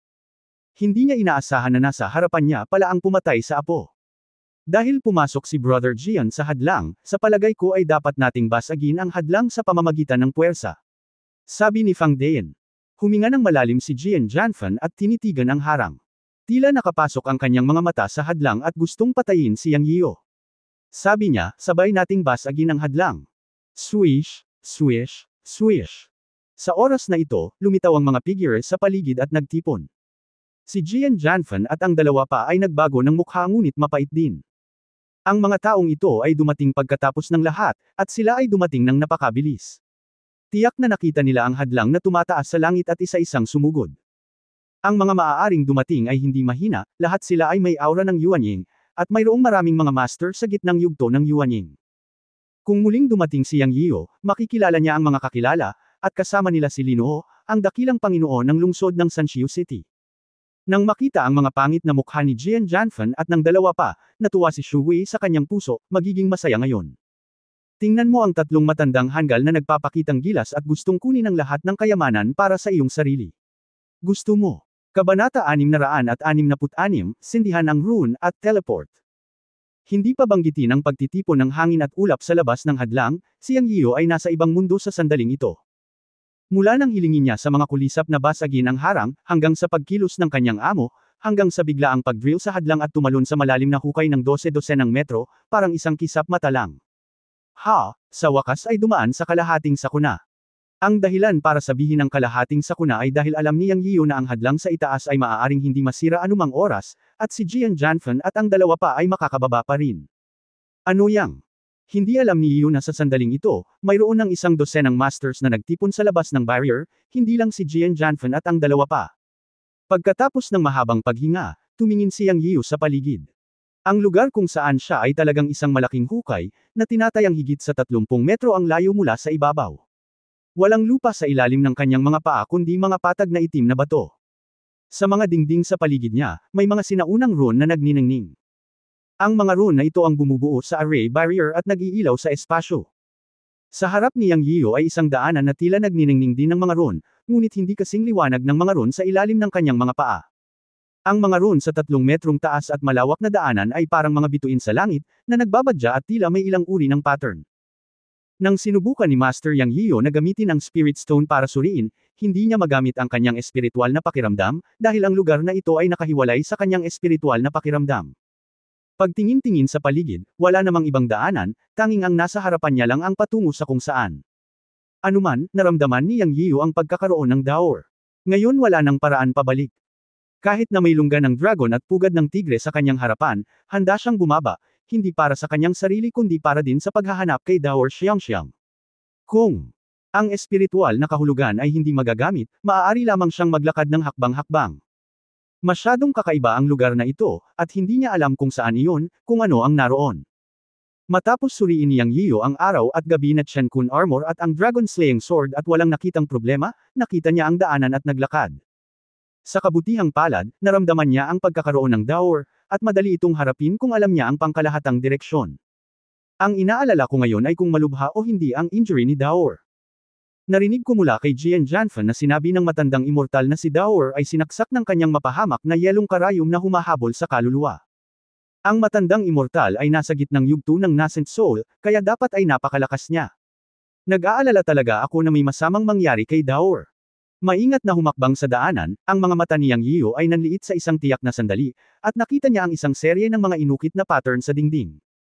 Ang kakaiba ay ang nilalamang ipinahayag sa gayong mga pattern ay masyadong nakakatakot. Sa simula, nakita ni Yang Yio ang isang demonyo na pumapatay ng mga tao, pumatay ng hindi mabilang na tao at dumudugo na parang ilog. Sa huli, 9 na tao ang lumitaw upang sugpuin ang demonyong ito ng magkasama. Sa isang labanan, gumuho ang langit at nabasag ang lupa. Sa huli, hindi pa rin napatay ng 9 na master ang demonyong ito, ngunit tinatakan ito sa isang kabaong, at pinigilan ito sa kailaliman ng isang bundok na may malaking kapangyarihang mahika. Ang pattern sa likod nito ay ang mga high-level na inapo ay hindi dapat hawakan ng selyadong kabaong, kung hindi, magkakaroon ng maraming pagdurusa. Pagkatapos basahin ito, biglang tumalsik ang puso ni Yang Yian. Ang huling bundok na sumugpo sa selyadong demonyo ay tila halos kapareho sa Luofu Mountain. Nang pumasok sila ni Shu Wei sa Luofu Mountain, lumilipad sila sa kalangitan at nanood ng Luofu Mountain sa loob ng 5,000 milya. Karamihan sa huling pattern na ito ay ang panlabas na anyong lupa ng Luofu Mountain na nakita niya. Bilang karagdagan sa CP na lumitaw ngayon, ang mga pattern sa mga dingding ng mga CP na ito, at ang mga rune na nagbabadya sa buong CP, ang tibok ng puso ni Yang Yian ay bumilis. Hindi ba ito ang lugar kung saan pinigilan ang selyadong demonyo sa larawan? Napalunok siya ng laway at bulong sa sarili. Pagkatapos ay tinanong ni Yang Yian ang matanda sa kanyang isip, Guru. Masasabi mo ba kung para saan ang mga rune na ito? Bahagyang tumunog ang boses ni Yun Changxi at sinabing, Oy, ang mga rune dito ay medyo sinaunang, medyo kawili-wili. Huwag mo akong ipagpalagay na suspense, matandang lalaki, sabihin sa akin kung ano ang ipinapahayag ng mga pattern at tungkol saan ang mga rune na ito. Tanong ni Yang Yian matapos kulitin ng matanda. Ang ganitong uri ng rune ay bihira kahit sa mundo ng paglilinang. Ang mga sinaunang rune ay iba sa mga rune ngayon. Ang sino mang maaaring mag-ukit ng gayong mga rune ay hindi simple. Ang mga pattern na ito ay may espiritual na mga imprint sa kanila, na dapat ay isang tunay na paglalarawan. I think this place is really the seal that suppresses the devil. Kung ito ay isang tunay na diablo o hindi ay mahirap sabihin, ngunit sa paghusga mula sa mga rune na ito, ang taong saliado ay hindi isang mabuting tao, kaya mas mahusay na mag-ingat. Matapos pakinggan ng matanda, sumikip ang puso ni Yang Yio, ngunit pumasok na siya at wala na siyang magagawa. Isang hakbang lang ang kaya niyang gawin.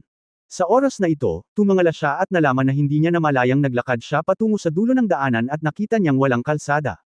May isang pader sa harap niya, na may mga rune na makapal na natatakpan, ngunit ito ay malinaw na nakaayos sa isang regular na pattern. Naglakad siya pasulong at naghanda upang pumunta at tingnan. Ngunit pinigilan siya ng kanyang amo na si Yun Changxi, huwag kang gumalaw, brat. Ito ay isang formation rune. Hindi mo alam kung ano ang mangyayari kung hinawakan mo ito. Hintayin mo muna akong makita. Matapos marinig ito, tumigil si Yang Yio, pinagpawisan ang kanyang noo, at hinintay na pag-aralan ito ng kanyang master. Pagkaraan ng ilang sandali, narinig niyang sinabi ng kanyang amo sa malalim na boses, may mga pormasayon ng pagpatay, mga pormasayon ng depensa, mga pormasayon ng ilusyon, mga pormasayon sa kalawakan, at iba pa. Na halos lahat ay sumasaklaw. Ang mga rune na ito ay talagang may kapangyarihan ng mga panuntunan. Tila ang taong umukit ng mga rune ay isang Mahayana din. Buti na lang at hindi mo ginalaw, kung hindi, kailangan na kitang paalisan ngayon. Puno ng panunuya ang tono ni Yun Changxi. Ako. Ikaw ba, isang matandang lalaki, ay sampi ng sarili mong apprentice na tulad mo? Galit na sabi ni Yang Yio. Hehe, biro lang, huwag mong seryosohin ito. Ang mga salita ni Yun Changxi ay sobrang nakakagalit na hindi niya matiis ang kamatayan. Naiinip na sinabi ni Yang Yio, okay, hayaan mo akong makinig sa iyo at tingnan ang trick. Kalokohan, ang iyong Panginoon ay isang marangal na 12 kapigatian na maluwag na walang kamatayang kataas-taasang nilalang. Kung hindi ko makita ang rune formation na ito, hindi ba mawawala ng saysay ang buhay ko? Galit na galit si Yun Changxi. Kung gayon, bilasan mo, nag-aalala ako tungkol kay Daor ngayon, at may 3 immortal na mid-stage na nascent Soul Master sa labas. Kung masira nila ang harang at pumasok, patay na ako. Talagang balisa si Yang Yio. Yun Changxi. Sinabi ng masama, walang pakialam, vegetarian ba ang Chen Kun Pot? Nagising si Yang Yio na parang mula sa isang panaginip, mukhang, nakalimutan ko ang tungkol sa espasyo ng Chen Kun Pot, sa kritikal na sandali, maaari na lang akong magtago sa Chen Kun Pot.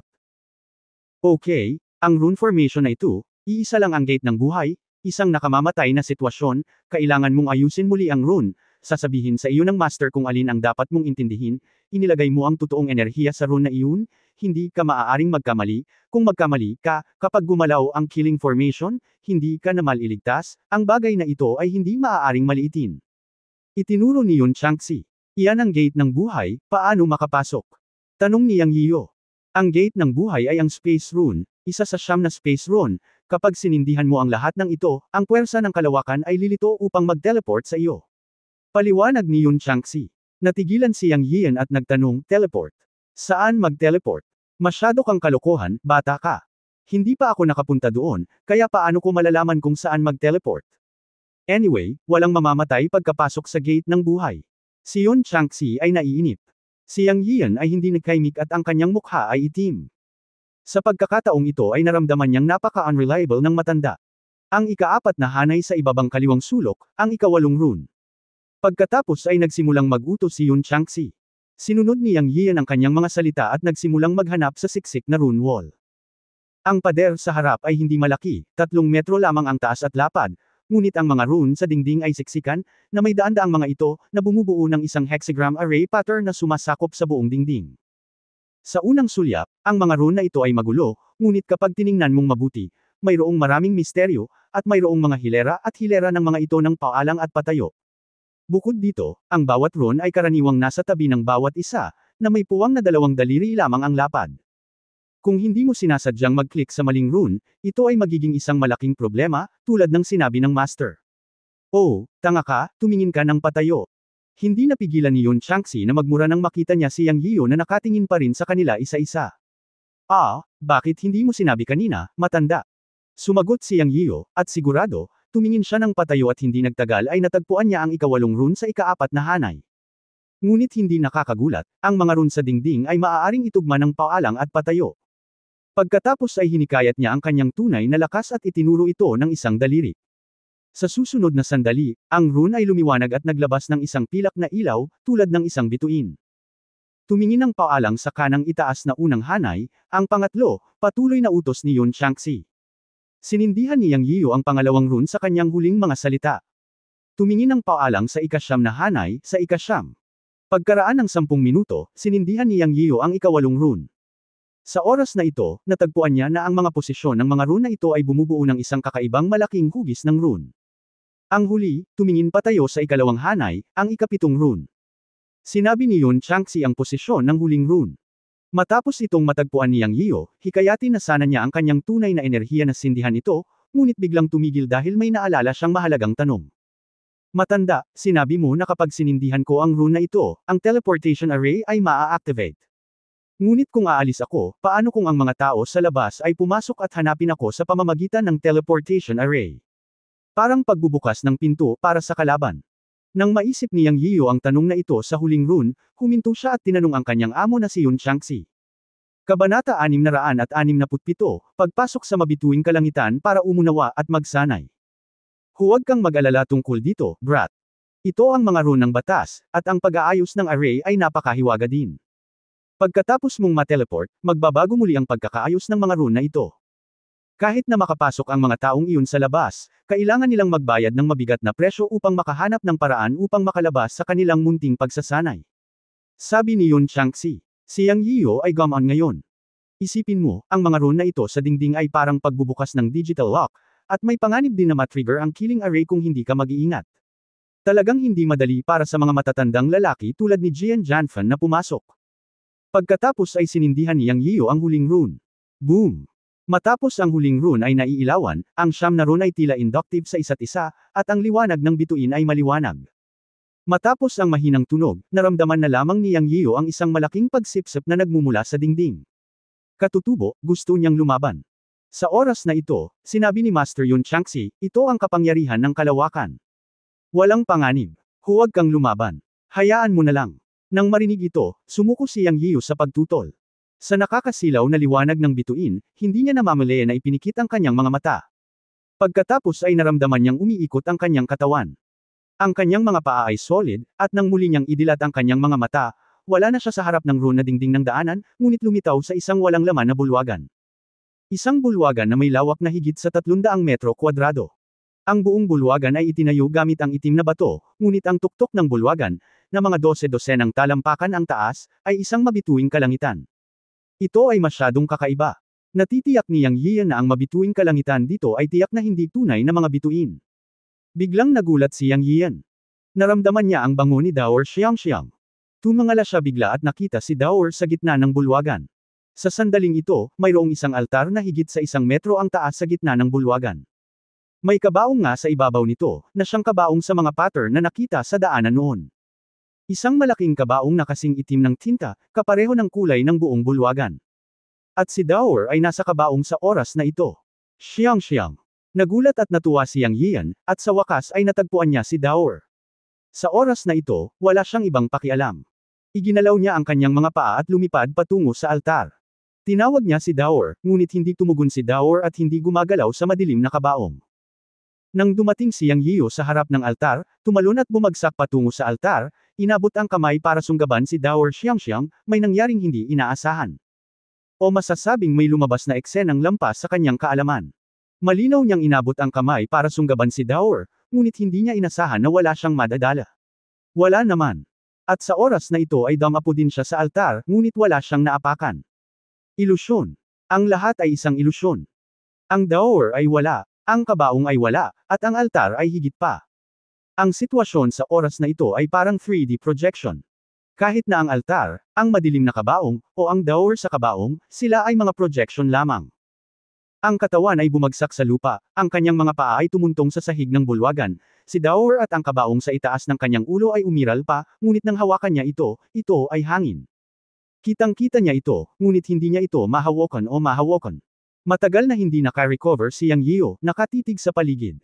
Sigurado siya na hindi ito isang ilusyon, ito ay tunay na totoo, ngunit ito ay talagang hindi isang tunay na nilalang. Ziyang. Sigaw ni Yang Yio kay Dower. Wala man lang reaksyon. Ang kakaiba ay naramdaman niya ang hininga ni Dower sa harapan niya sa sandaling ito.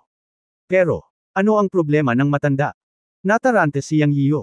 Kung hindi nagkakamali ang master, ito dapat ang yin-yang reversal overturning formation. Mukhang may malaking problema, sabi ni Yun Changxi sa malalim na boses. Ang mga salita ng matanda ay nagpasikip ng puso ni Yang Yio. Bihira niyang marinig na magsalita ang kanyang amo sa ganoong solemn na tono. Ano ang yin-yang reversal overturning formation? Hindi napigilan ni Yang Yio na magtanong, dahil may kaugnayan ito kay Dower at kailangan niyang kabahan. Ang yin at yang ay baligtad, ang Tian Kunpot ay nabaligtad, at ang oras at espasyo ay nagkakagulo. Ito ang katangian ng yin-yang reversal overturning formation.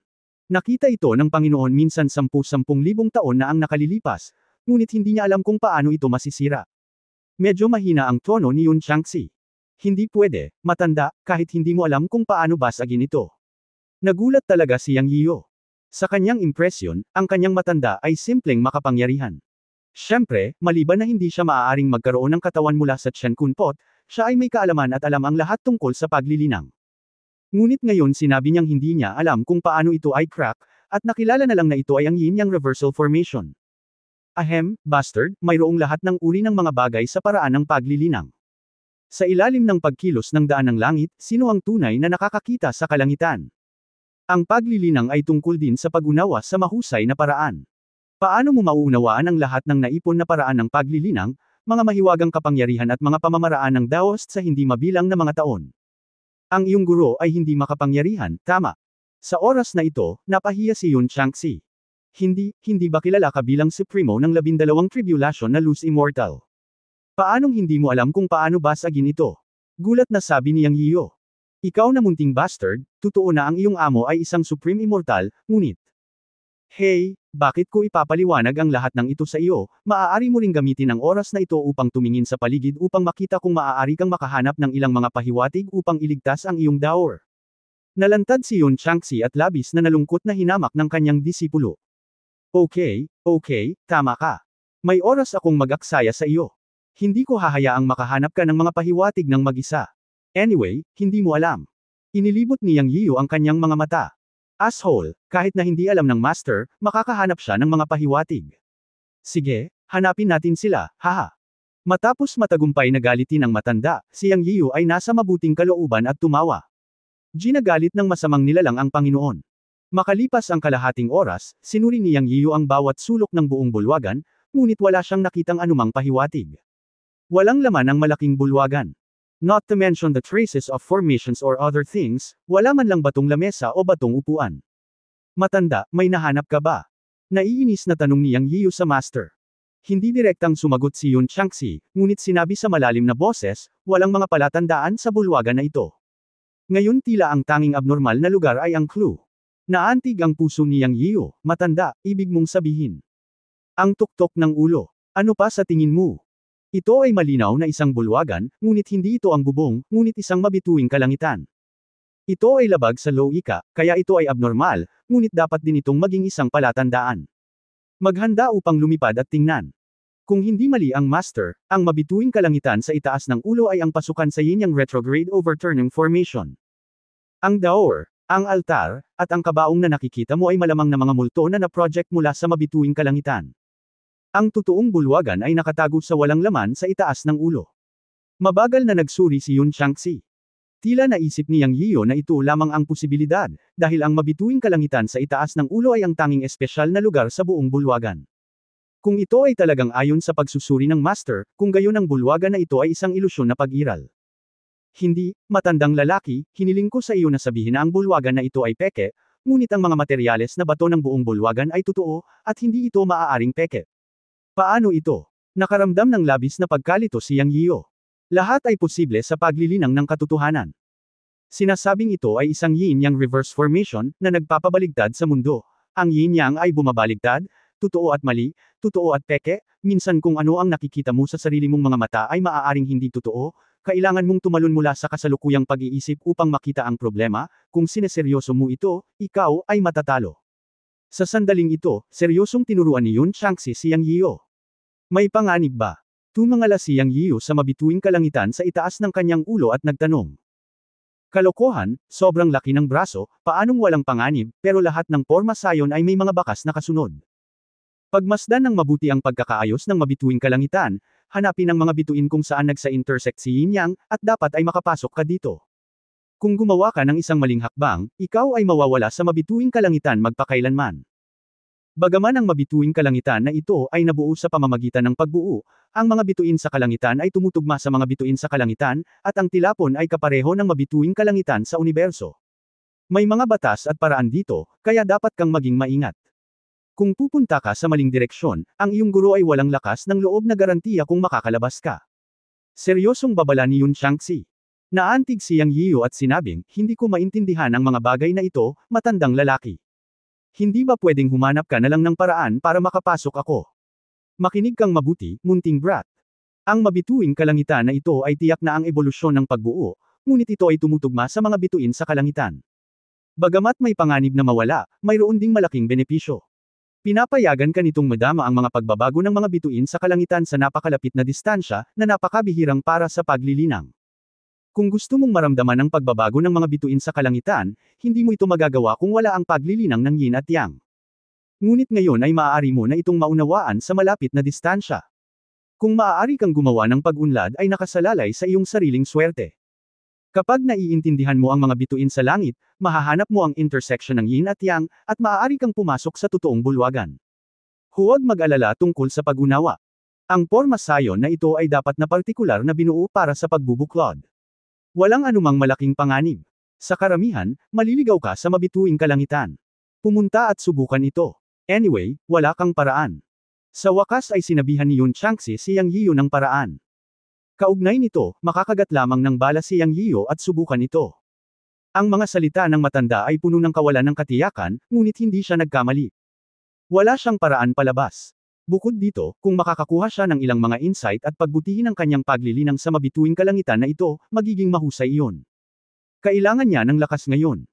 Walang pag-aalinlangan, tinapakan niya ang kanyang mga paa at lumipad patungo sa mabituing kalangitan sa itaas ng kanyang ulo. Kabanata 668 Pagpapatawag. 10 talampakan ng layo mula sa pangunahing bulwagan ay ang mabituing kalangitan. Nang lumipad si Yang Yiyan ng malapit sa 10 talampakan, bigla siyang nakaramdam ng napakalaking puwersa ng pagsipsip.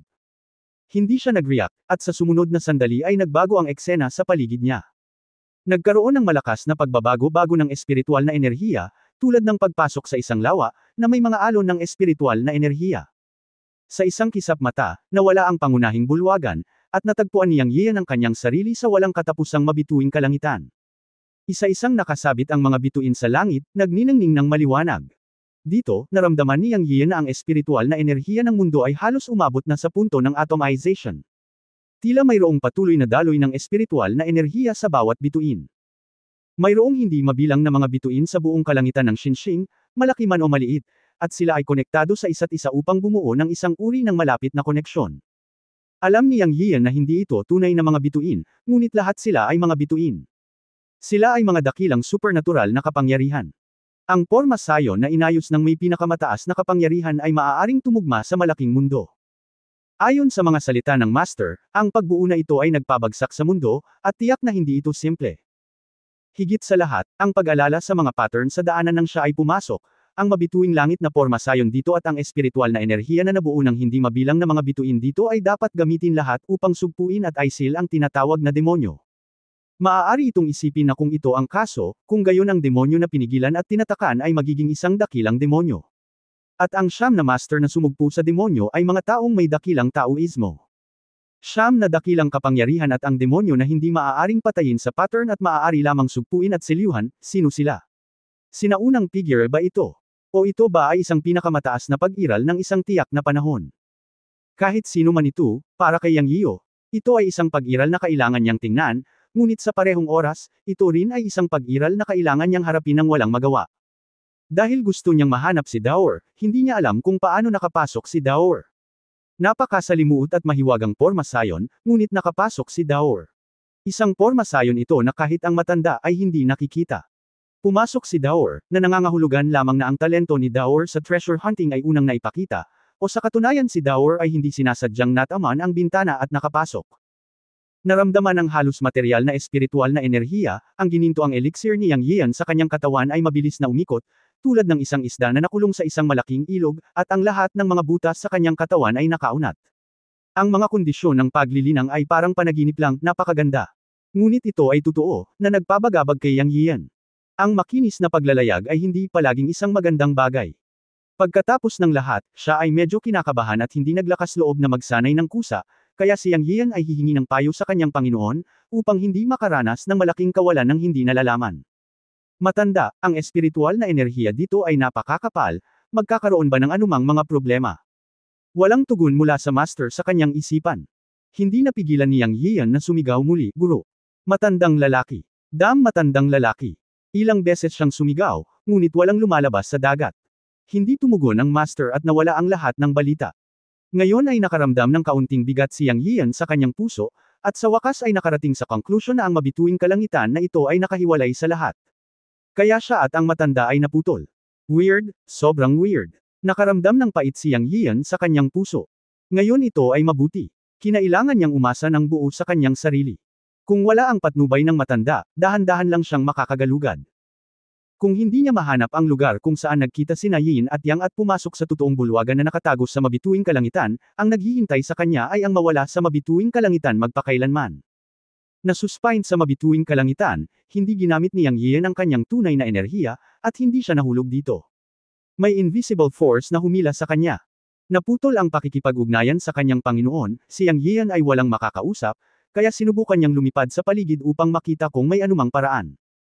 Siya ay random na pumili ng isang direksyon upang lumipad, at pagkatapos ng 3 araw, si Yang Yian ay walang nakita. Sa walang katapusang mabituing kalangitan, wala man lang kahulugan ng direksyon. Ang lahat ng kapaligiran ay pareho, at kahit paano siya lumipad, wala pa ring pagbabago.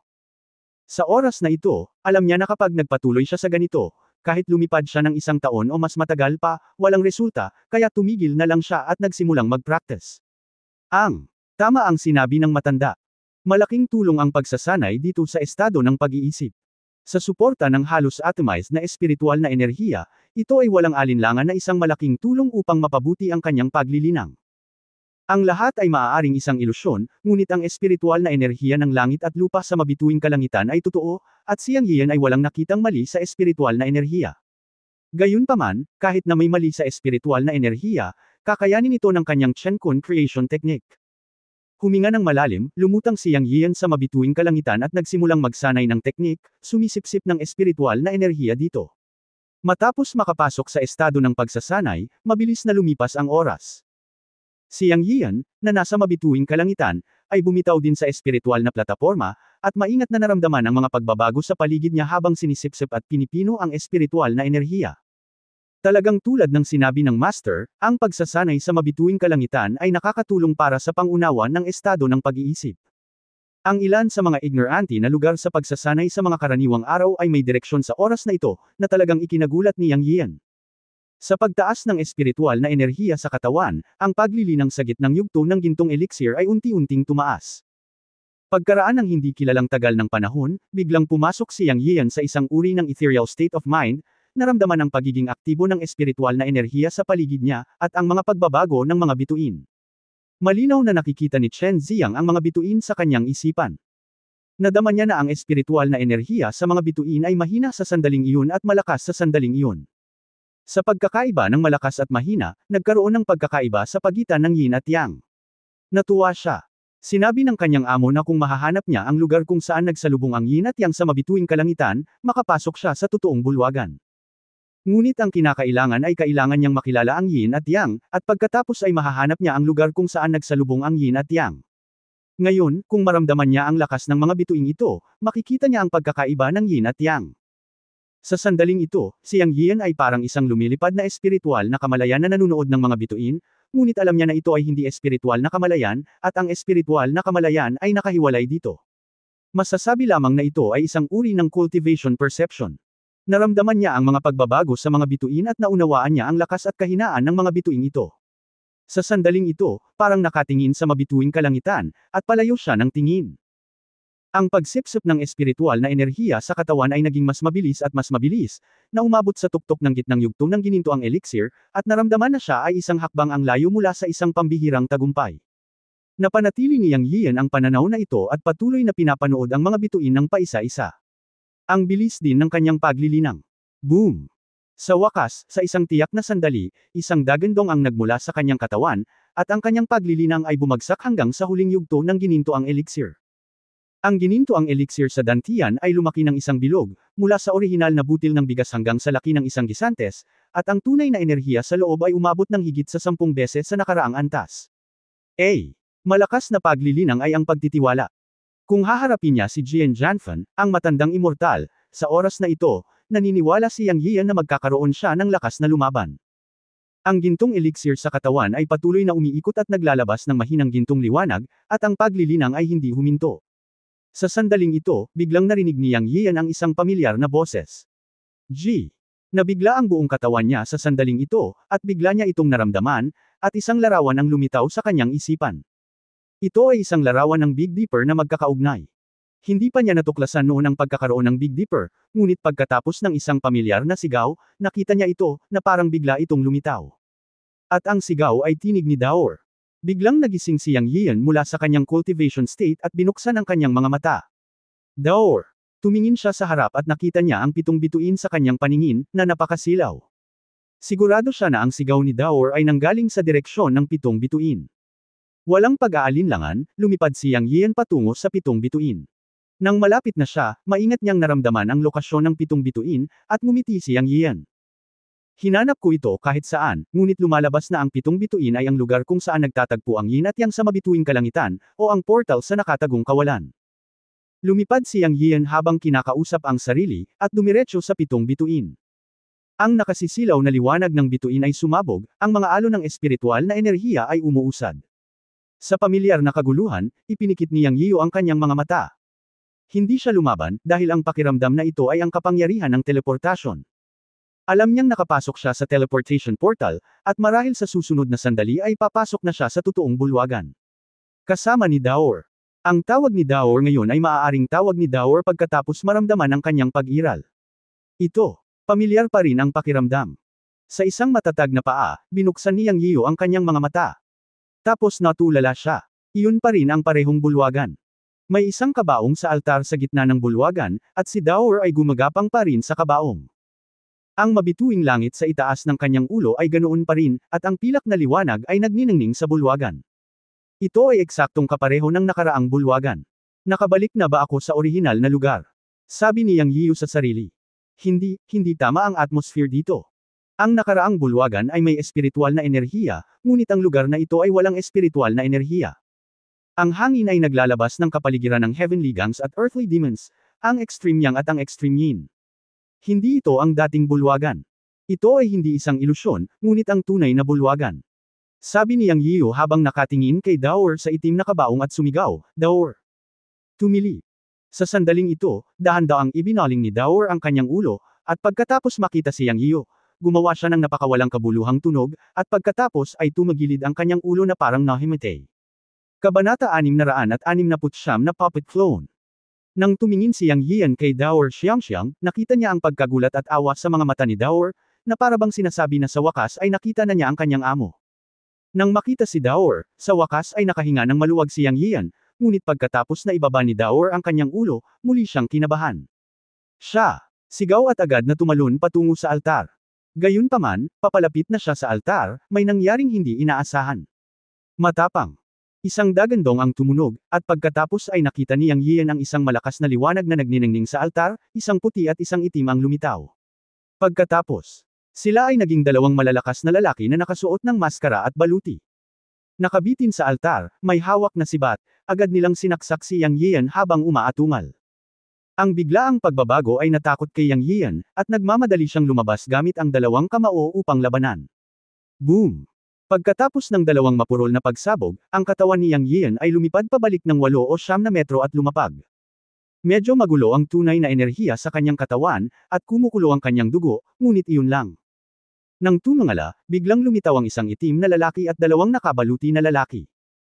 Ang kanilang lakas ay tila hindi lumampas sa kanyang imahinasyon, at sila ay nasa pagitan ng maaga at gitnang yugto ng nascent soul.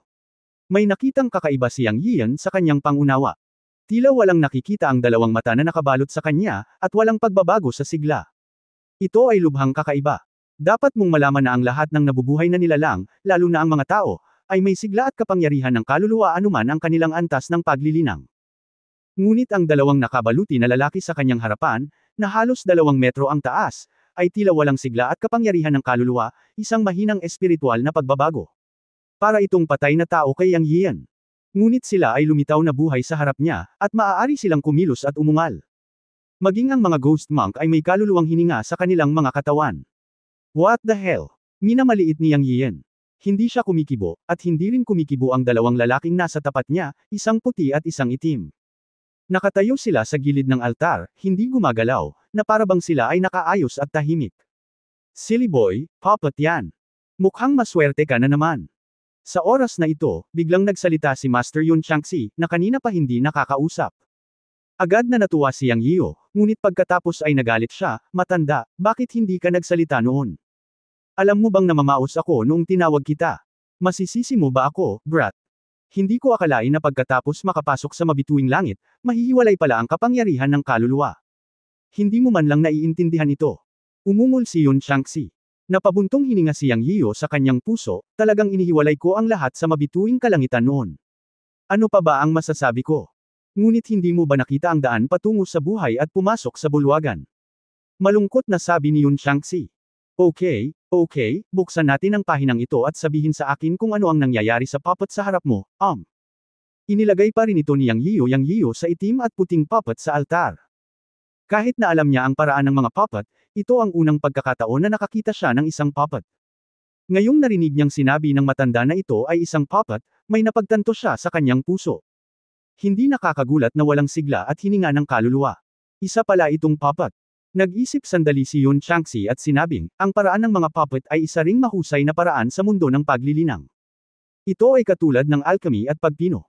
Ang isang makapangyarihan at advanced na puppeteer ay maaaring magbigay ng buhay sa mga puppet, kaya bumubuo ng mga kaluluwa at pagkakaroon ng malayang kamalayan. Gayunpaman, ito ay isang maalamat na kaharian, at hindi ko pa ito nakikita. Ang susunod ay ang puppet na nasa harap mo, na tinatawag na tunay na espiritong puppet.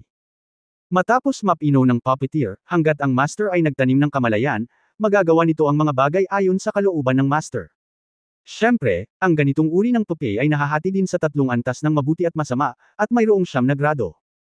Tingnan ang mga puppet na inscription sa kanilang mga dibdib. Mayroong 5 pangunahing mga inscription, na nangangahulugan na ang 2 puppet na nasa harap mo ay.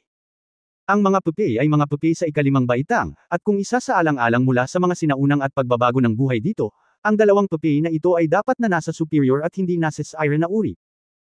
Ang mga puppet na tao o mga puppet na hayop na nilinang sa paraan ng mga puppet ay nangangailangan ng espiritual na enerhiya upang suportahan sila, at ang mga nakatataas na puppet na tao ay maaaring magdala ng enerhiya ng mga fairy stone at umangkop sa anumang enerhiya na mas mababa sa enerhiya ng engkanto, na siyang pinakabihirang. Tulad ng para sa mga middle grade puppet, maaari lamang silang umangkop sa mga espiritual na bato, at ang mababang puppet na tao ay nagdadala ng tunay na lakas, at may mga paghihigpit sa oras at kapangyarihan. Sa madaling salita, ang 2 puppet sa altar ay superior puppet, pero parang naubos na ang lakas nila sa walang katapusang ilog ng panahon, kung hindi ay napatay kaagad sa isang suntok lang. Wow, matanda, kailangan mo na bang magpaka-exaggerated? Pwede mo ba akong patayin agad? Naramdaman ko lang na nasa early to middle stage pa lang sila ng nascent soul, kasing misteryoso ba sila ng sinasabi mo? Hindi kumbinsido ang sagot ni Yang Yio. Ngumuso at ngumisi si Yun Changxi, sinabi na ni Master na ang dalawang puppet na ito ay superior puppet, ibig sabihin, kaya nilang dalhin ang kapangyarihan ng Fairy Stone sa kanilang mga katawan. Bagamat kakaunti ang mga engkanto na bato sa mundo ng paglilinang, may ilan. Ang puppeteer na kayang magpino ng superior puppet ay dapat nasa master level. Normal lang sa ganoong tao na may mga Fairy Stone sa kanyang mga kamay. Damahang mabuti ang aura na ibinubuga mula sa dalawang puppet. Iba ba ito sa aura na ibinubuga mula sa langit at lupa? Hiniling ni Yun Changxi kay Yang Yiyo na damhin itong mabuti. Nang marinig ang sinabi ng master, naramdaman ito ni Yang Yiyo at nalaman niyang napakalinis ng aura na ibinubuga mula sa dalawang puppet. Kakaiba nga ito sa ordinaryong aura, at tila katulad ito ng hininga ng pinagmulang bato na hinukay sa minahan. Talaga, sabi ni Yang Yiyo, at patuloy na nagtanong, matanda, ang ibig mo bang sabihin ay ang dalawang puppet na ito ay may mga Fairy Stone sa kanilang katawan? Hindi ba ang diwatang bato ay produkto ng daigdig ng engkanto?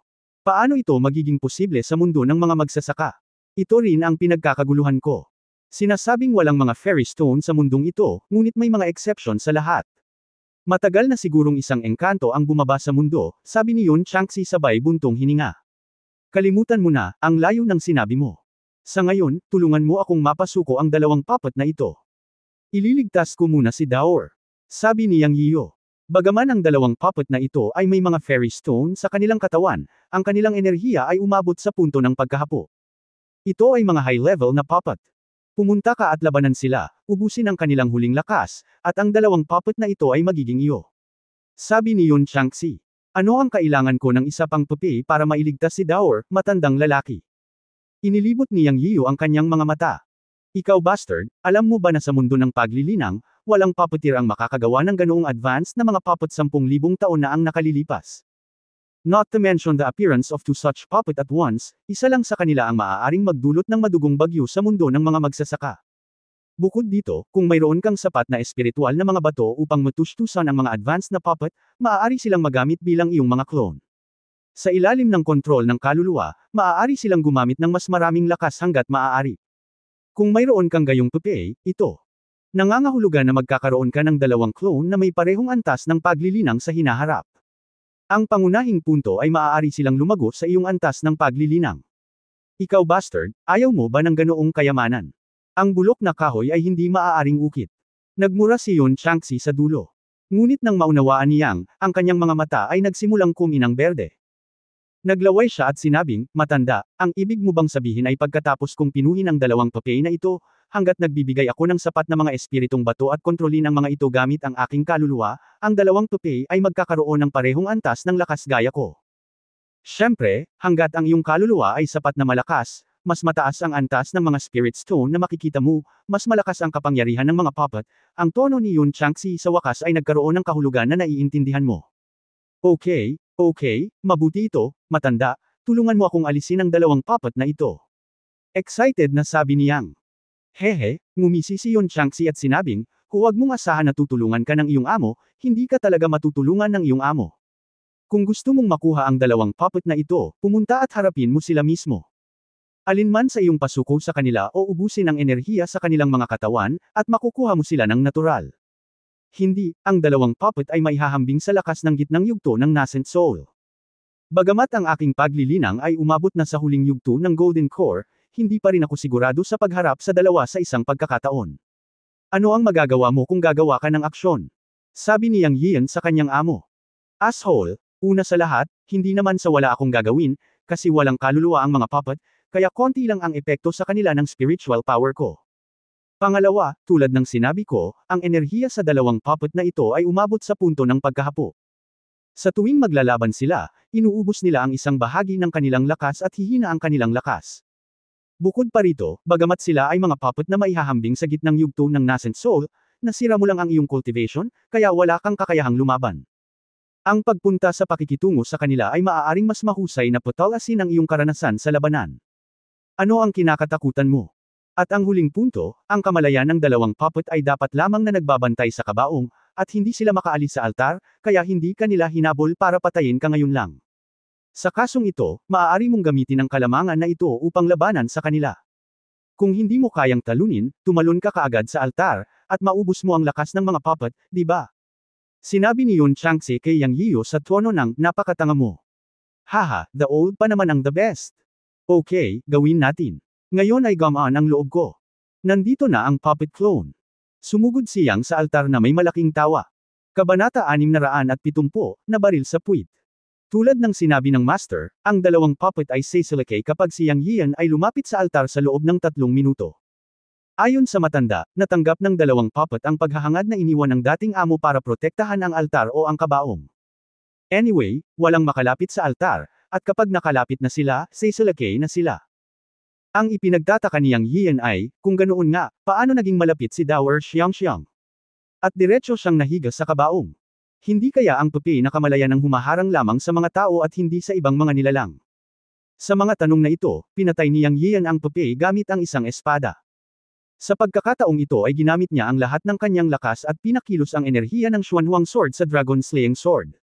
Nais din niyang subukan kung gaano kalakas ang katawan ng dalawang itim at puting puppet na ito.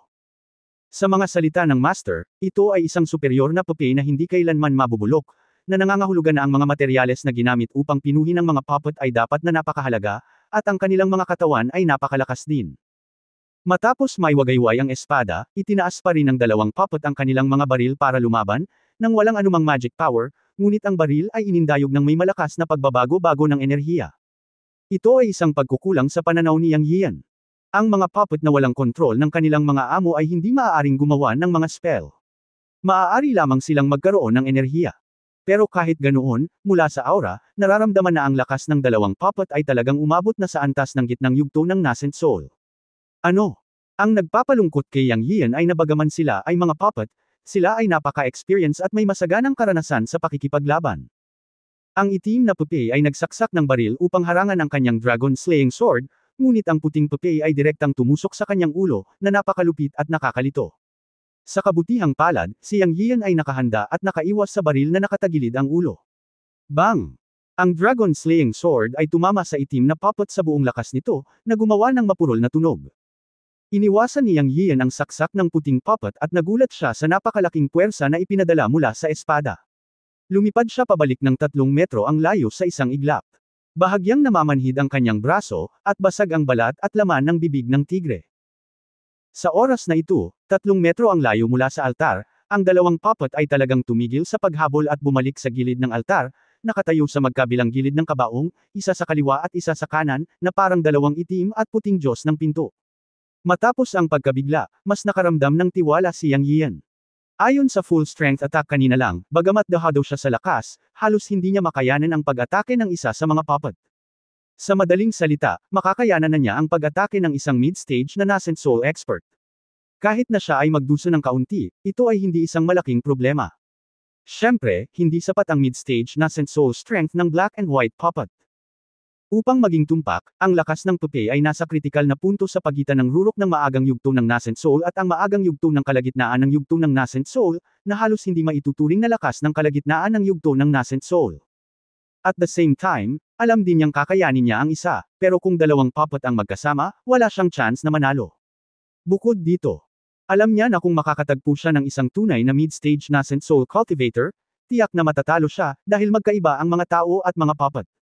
Ang mga tao ay kailangang maging mas flexible at maaaring gumamit ng mga spelling, habang ang mga puppet ay hindi. Gayunpaman, may kumpiyansa si Yang Yian na patayin ang dalawang itim at puting puppet. Sinabi ng amo na sa tuwing umaatake ang dalawang puppet, ang kanilang enerhiya, na nauubos na, ay mauubos, at ang kanilang kapangyarihan ay hihina ng naaayon. Ito ang pagkukulang ng Pepe, ngunit ito ang kanyang kalamangan. Baguhin ang taktika, tanga ka, hindi napigilan ni Yun Changxi na sumigaw sa kanyang isipan. Ikaw na matanda, kailangan ko pa bang ipaalala sa akin? Sinusubukan ko lang ang lakas ng mga puppet. Inilibot ni Yang Yiu ang kanyang mga mata at sumagot. Kung hindi mo kayang humawak ng dalawang puppet, huwag mong sabihing alagad kita, Yun Changxi. Nakakahiya. Nagmura si Yun Changxi. Natahimik si Yang Yiu at sinabing, kung ganito na naman, maaari ka bang maging mas malikhain? Ikaw. Nagalit si Yun Changxi. Hindi na ako makikipagtalo sa iyo. Panoorin mong ibababa ko ang dalawang puppet. Habang nagsasalita siya, ginalaw ni Yang Yiu ang kanyang mga paa at pinaandar ang lightning step of the close and far away kung fu, at sumugod sa altar. Napakalinaw ng kanyang layunin. Dahil hindi siya makalaban ng husto, gagamitin niya ang sarili niyang kalamangan sa bilis para ubusin ang enerhiya ng dalawang puppet. Bagamat magtatagal ito ng kaunting oras, ito ang pinakaligtas na paraan. Hindi ganoon katanga. Alam niya kung paano gamitin ang kanyang mga pakinabang. Ngunit dapat kang mag-ingat, brat. Ito ay isang mataas na antas ng pupay. Bagamat wala na silang gaanong lakas, maaari pa rin silang magkaroon ng ilang mga trick. Huwag mong hayaang magkamali. Mabagal na paalala ni Yun Changxi. Ikaw na matanda, wala ka bang masasabing maganda? Galit na nagmura si Yang Yian. Kasabay nito, itinaas niya ang kanyang kanang kamay at umungal, star-picking hand. Ginamit niya ang kanang kamay ng unggoy para diretsyong sampilan ang pupay na may itim na armored. Kasabay nito, sinamantala niya ang kanyang bilis upang muling umiwas, umikot sa paligid ng altar, at pumunta sa gilid ng puting nakabaluti na pupay. Hindi siya nagdalawang isip na maglaslas gamit ang isang espada. Ding-dang! Sa sandaling ito, ipinakita ang kanyang kalamangan sa bilis. Sa bilis ng kidlat, ang puting nakabaluti na pupay ay hindi nagkaroon ng oras upang makalabas sa oras na ito. Pinutol ni Yang Yian ang kanyang ulo gamit ang isang espada. Ngunit ang ikinagulat ni Yang Yian ay ang Dragon Slaying Sword ay isang mahiwagang sandata na nalampasan ang antas ng espiritual na armas. Kahit na 30% lang ng kapangyarihan nito ang kaya niyang gamitin, kasing lakas din ito ng top grade na espiritual na sandata. Tinadtad ng espada ang ulo ng puppet na nakabaluti na puti, ngunit tunog ng bakal lamang ang ginawa nito. Sa paningin, mayroon lamang isang mahinang marka sa ulo ng puting nakabaluti na pupay, at ito ay ganap na hindi nasaktan. Sa paghinto na ito, ang white armored puppet ay nag-react ng mas mabilis kaysa sa inaasahan ni Yang Yian. Sa halip na gamitin ang mahabang silver spear, itinaas niya ang kanyang kaliwang braso at hinampas si Yang Yian sa dibdib. Ang napakabilis ng palad ng white armored puppet na hindi man lang nakita ni Yang Yian kung paano siya kumilos, at nataman siya sa susunod na segundo. Sarili niyang kasalanan kung bakit na-distract siya. Bang! Puff! Naramdaman na lamang ni Yang Yian ang isang mabigat na martilyo na tumama sa kanyang dibdib, at isang subaw ng lumang dugo ang biglang dumampi sa kanya, at ang kanyang katawan ay napaatras din. Sa sandaling ito, lumitaw ang isang eksenang nagpatindig sa balahibo ni Yang Yian. Nang lumipad paatras ang kanyang katawan, ang mahabang sibat sa kanang kamay ng puppet na nakasuot ng puti ay tumusok at dumiretso sa kanyang dibdib. Hindi ito mas nakamamatay. Ang nakakamatay pa ay sa mga oras na ito, sumulpot sa kanyang likuran ang itim na nakabaluti na pupay na hindi alam kung kailan, at sinaksak din siya sa likod. Pag-atake sa harap at likod. Ito ay simpleng kamanghamanghang. Ang ipinakita ng dalawang pupay sa sandaling ito ay hindi ang kanilang malakas na lakas, ngunit ang kanilang napakaraming paraan sa pakikipaglaban. Mula sa hindi inaasahang suntok ng white armored puppet hanggang sa sumunod na baril, sabay-sabay itong ginawa. Bilang karagdagan, ang hitsura ng itim na nakabaluti na pupay ay hamarang sa pag-urong, at ang tactical na koordinasyon ng puti at itim na mga puppet ay perpekto lamang. Ito ay isang veterano lamang na nakipaglaban sa larangan ng digmaan sa mahabang panahon. Hindi ko alam kung anong klaseng matandang halimaw ang may-ari ng puppet, na talagang nagbigay sa puppet ng isang perverted combat experience. Kahit na ang dalawang puppet ay hindi gumamit ng mga magic spell, hindi nila maaaring punitin ang mga nilalang na may parehong antas sa pamamagitan lamang ng pag-asa sa gayong mayamang karanasan sa pakikipaglaban. Kawalang ingat. Sa sandaling ito, bumubulwak pa rin ng dugo ang bibig ni Yang Yian, nanlaki ang kanyang mga mata, at nakaramdam siya ng pait, papatayin ako ng dalawang puppet. Ano pa ang ginagawa mo, bakla ka? Hinihintay mo bang mamatay? Magtago sa Chen Kun Pot. Sa oras na ito, umungal si Yun Changxi sa pagkadismaya. Nagising si Yang Yian na parang mula sa isang panaginip, at mabilis na ginalaw ang kanyang isip na buksan ang Chen Kun Pot upang maiwasan ito. Nakalimutan niya na ang kanyang katawan ay maaaring pumasok sa espasyo ng Chen Kun Pot pagkatapos nitong buhayin noong huling pagkakataon. Ang pangunahing dahilan ay hindi niya ito gaanong nagamit, at nakalimutan niya ito dahil sa pagkabigla.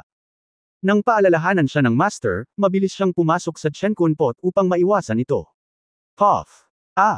Gayunpaman, sa huling sandali, nakaramdam si Yang ng pananakit sa kanyang puwitan, at hindi napigil ang mapasigaw, ngunit siya ay sinaksak ng itim na nakabaluti na pupay sa sandaling ang kanyang katawan ay pumasok sa Chen Kun Pot. Bang! O aking Diyos, aking puwitan! Bumagsak si Yang sa lupa sa Chen Kun Pot, sumisigaw. Bagamat nasaksak siya sa puwetan, buti na lang naligtas ang kanyang buhay. Kung saglit lang siya, hindi ang black armored puppet ang sumaksak sa kanya sa puwetan, kundi ang white armored puppet ang magpapabaril sa kanya sa ulo. Sa kabutihang palad, hindi ito nakamamatay. Sa isang pag-iisip sa kanyang isipan, isang patak ng tubig ng buhay ang lumipad at diretso niya itong nilunok. Mabilis na nagayos ang malaking butas ng dugo sa kanyang puwitan na sapat na para makita ang buto. Pagkaraan ng ilang sandali ng pagngiti, inilabas ni Yang Yiu ang kanyang espiritual na kamalayan upang suriin ang sitwasyon sa labas. Bagamat hindi niya magagamit ang kanyang espiritual na kamalayan sa bulwagan, naramdaman niya ang sitwasyon sa labas kasama ang palayok ng Chen Kun. Sa kanyang espiritual na kamalayan, ang altar na Chen Kun pot ay naging isang snuff bottle at nag-iisang nahulog sa altar. Medyo nataranta ang mga itim at puting puppet. Kung sila ay malay at makapag-isip, tiyak na makikita nila na may mali sa palayok ng Chen Kun sa lupa. Kung ang pangunahing katawan ay pumapasok sa Chen Kun pot, ang Chen Kun pot ay hindi may iwasang maghihiwalay sa katawan at malalantad sa labas. Ito ay lubhang mapanganib. Ito rin ang dahilan kung bakit hindi nang ahas si Yang Yiu na gamitin ang Chen Kun pot ng madali kahit na siya ay hinuhuli. Sa kabutihang palad, dalawang walang malay na puppet ang kinakaharap namin, kaya hindi namin kailangang mag-alala tungkol sa sikreto ng Chen Kun pot na natuklasan pansamantala. End of this chapter. Abangan ang susunod na kabanata.